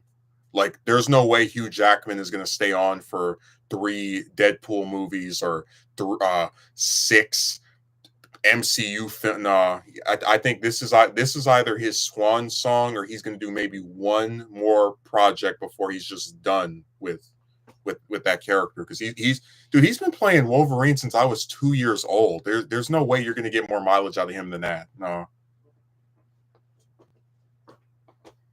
I think it's over. They hope that Deadpool can save them.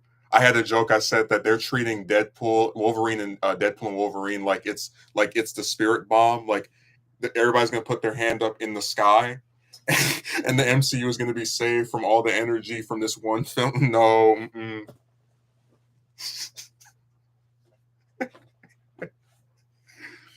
Isn't it crazy that Sony has 3 superhero films this year and then Marvel only has 1? Like, how backwards is that? Totally agree. It will give the MCU a boost, but for how long? Only time can tell. I just think that they really have screwed themselves. And I'm still laughing at their idea to have Fantastic Four set in the 60s. I don't know why. Like, it's weird, man.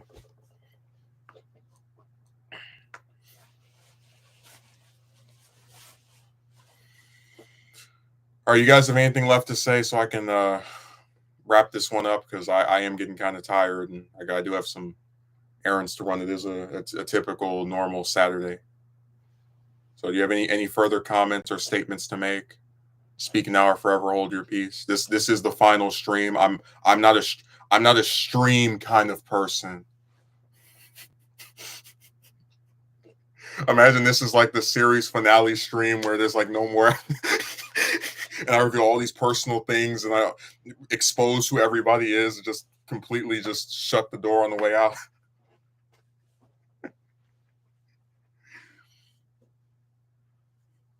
I'm gonna turn this stream off and listen to some Taylor Swift and run my errands and go to sleep.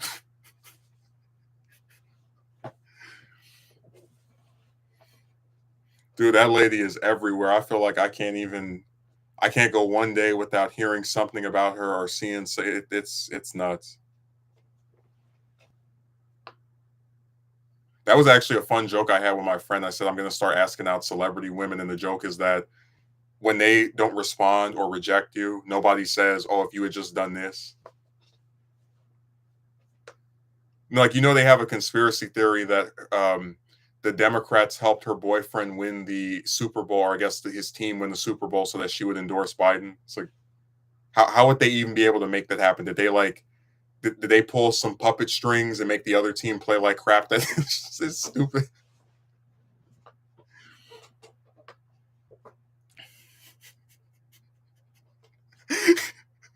They make Biden sound like what's that? What's the Fantastic Four villain Puppet Master? Where he's got like he's got like the voodoo dolls of the team members, and he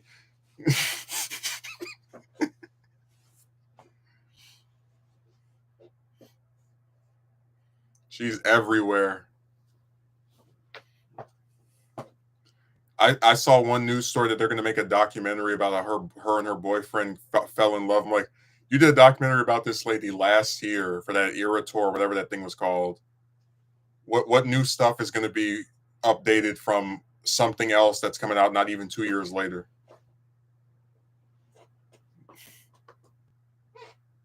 It's just stupid, man. Like I don't get it at all. Megumi, do you have anything else left to say, or did you already leave? He probably already left. He said forget this stream. He said he's not really a writing type of person.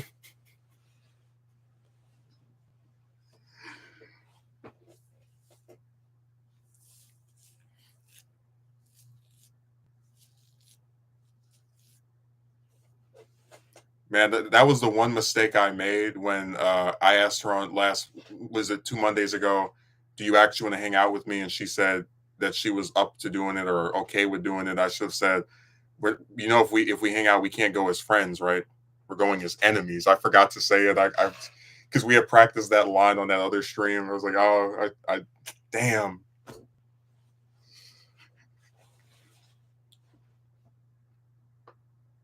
I really would like to have that as a joke. Like, I'm not a very patient kind of person. We're going to do something tomorrow. That's so dumb.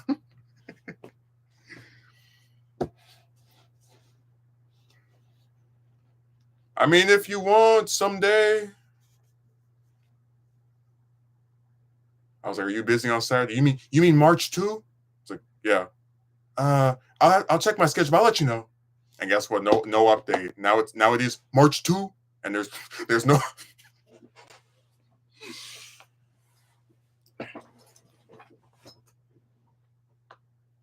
I really do want to do that. Be like, I'm not a very patient kind of person. And then just like tomorrow, we will see movie. That's it.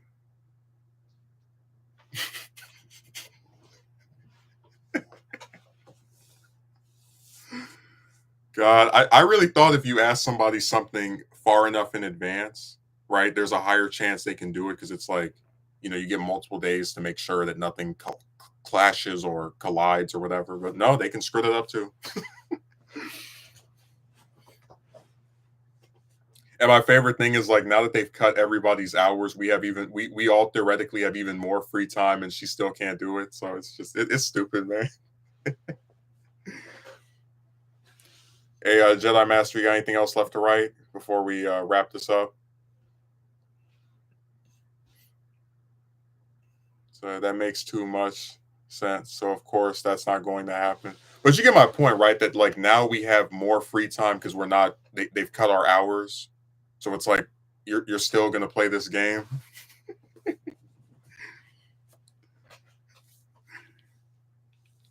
I told you when the world seemed new, stuff like that surprised me.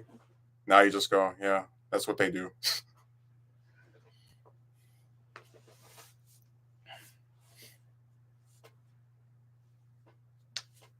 I appreciate you saying take care. Megumi, do you have anything else left to write or add before we wrap this up? This 3 hour stream. Whew, boy, I should have had something to drink or eat while I was doing this. So somebody can go like, that's why people won't watch you because you're chewing while you're doing your like, man, get out of here. They act like if you open up a chip bag and take like one chip and chew it for what must be 10 seconds on a stream, people are gonna be like, oh, I can't watch this. It's too much. It's like, damn, sorry, I got hungry. I apologize.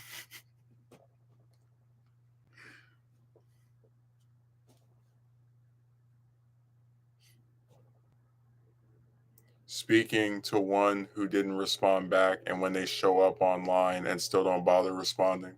That's what, hey, you have my sympathy. That's exactly what that broad from last year did. Even when they claimed they enjoyed talking to you. Yep. Same thing. It's all, you know what's crazy?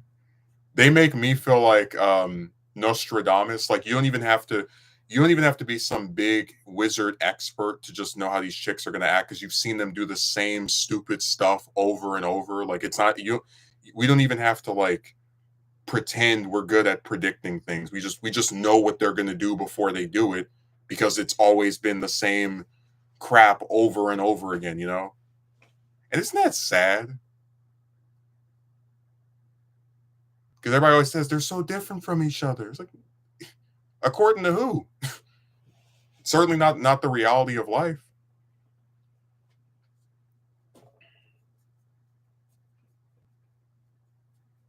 But no, I guess when I come back, I'll probably try to lay down again for 5 seconds and then be back up trying to write something.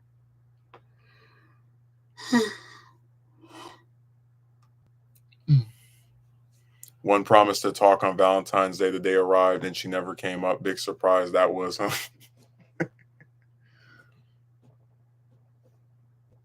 Tell you nothing but lies. I really just can't trust anything they say anymore. It all just feels cartoonish. Like, I promise you. But yeah, the stuff is just too much of a joke to take seriously. Hope you take care and great stream.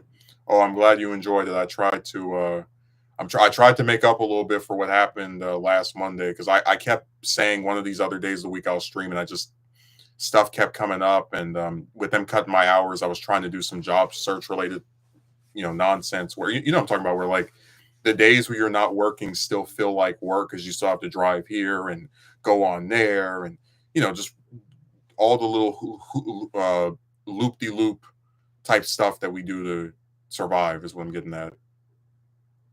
But thanks for showing up, and I'll probably let me see. Am I working on Monday? If I'm not, I'll try to stream. I'm not going to make any commitments though, because the thing about a lot of the mornings, based off of where I am, is that this other person will come in here at 6 a.m. So, like, if for example, I wouldn't even be able to do this on a regular Monday at this time because they would all start moving around and all kind of weird stuff. So that's why I would be like less likely to do it at this time of day on the weekdays. But I figured this was like I might as well just turn it on and go off the cuff. Uh, yeah, I'm free for Monday. Well, so far they might call me and be like, "Hey, can you come in?" So if they don't call me requesting I come in at the last minute or the day before, then I'll probably do another stream that day. Like I don't want to make any. I really don't want to make any commitments. Like what's her name, or instead of just answering, will you stream yes or no?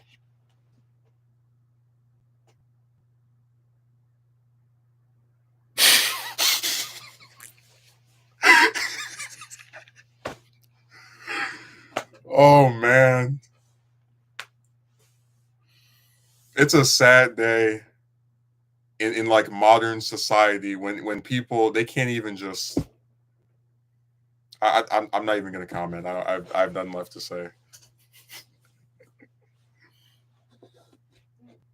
But look, I'm glad you enjoyed the stream. Thanks for coming, Megumi, and then Jedi Master was here, and then Akatsuki Merchant and Rev made some cameos as well. So I'll be back at some point later this week, and have a good rest of your weekend.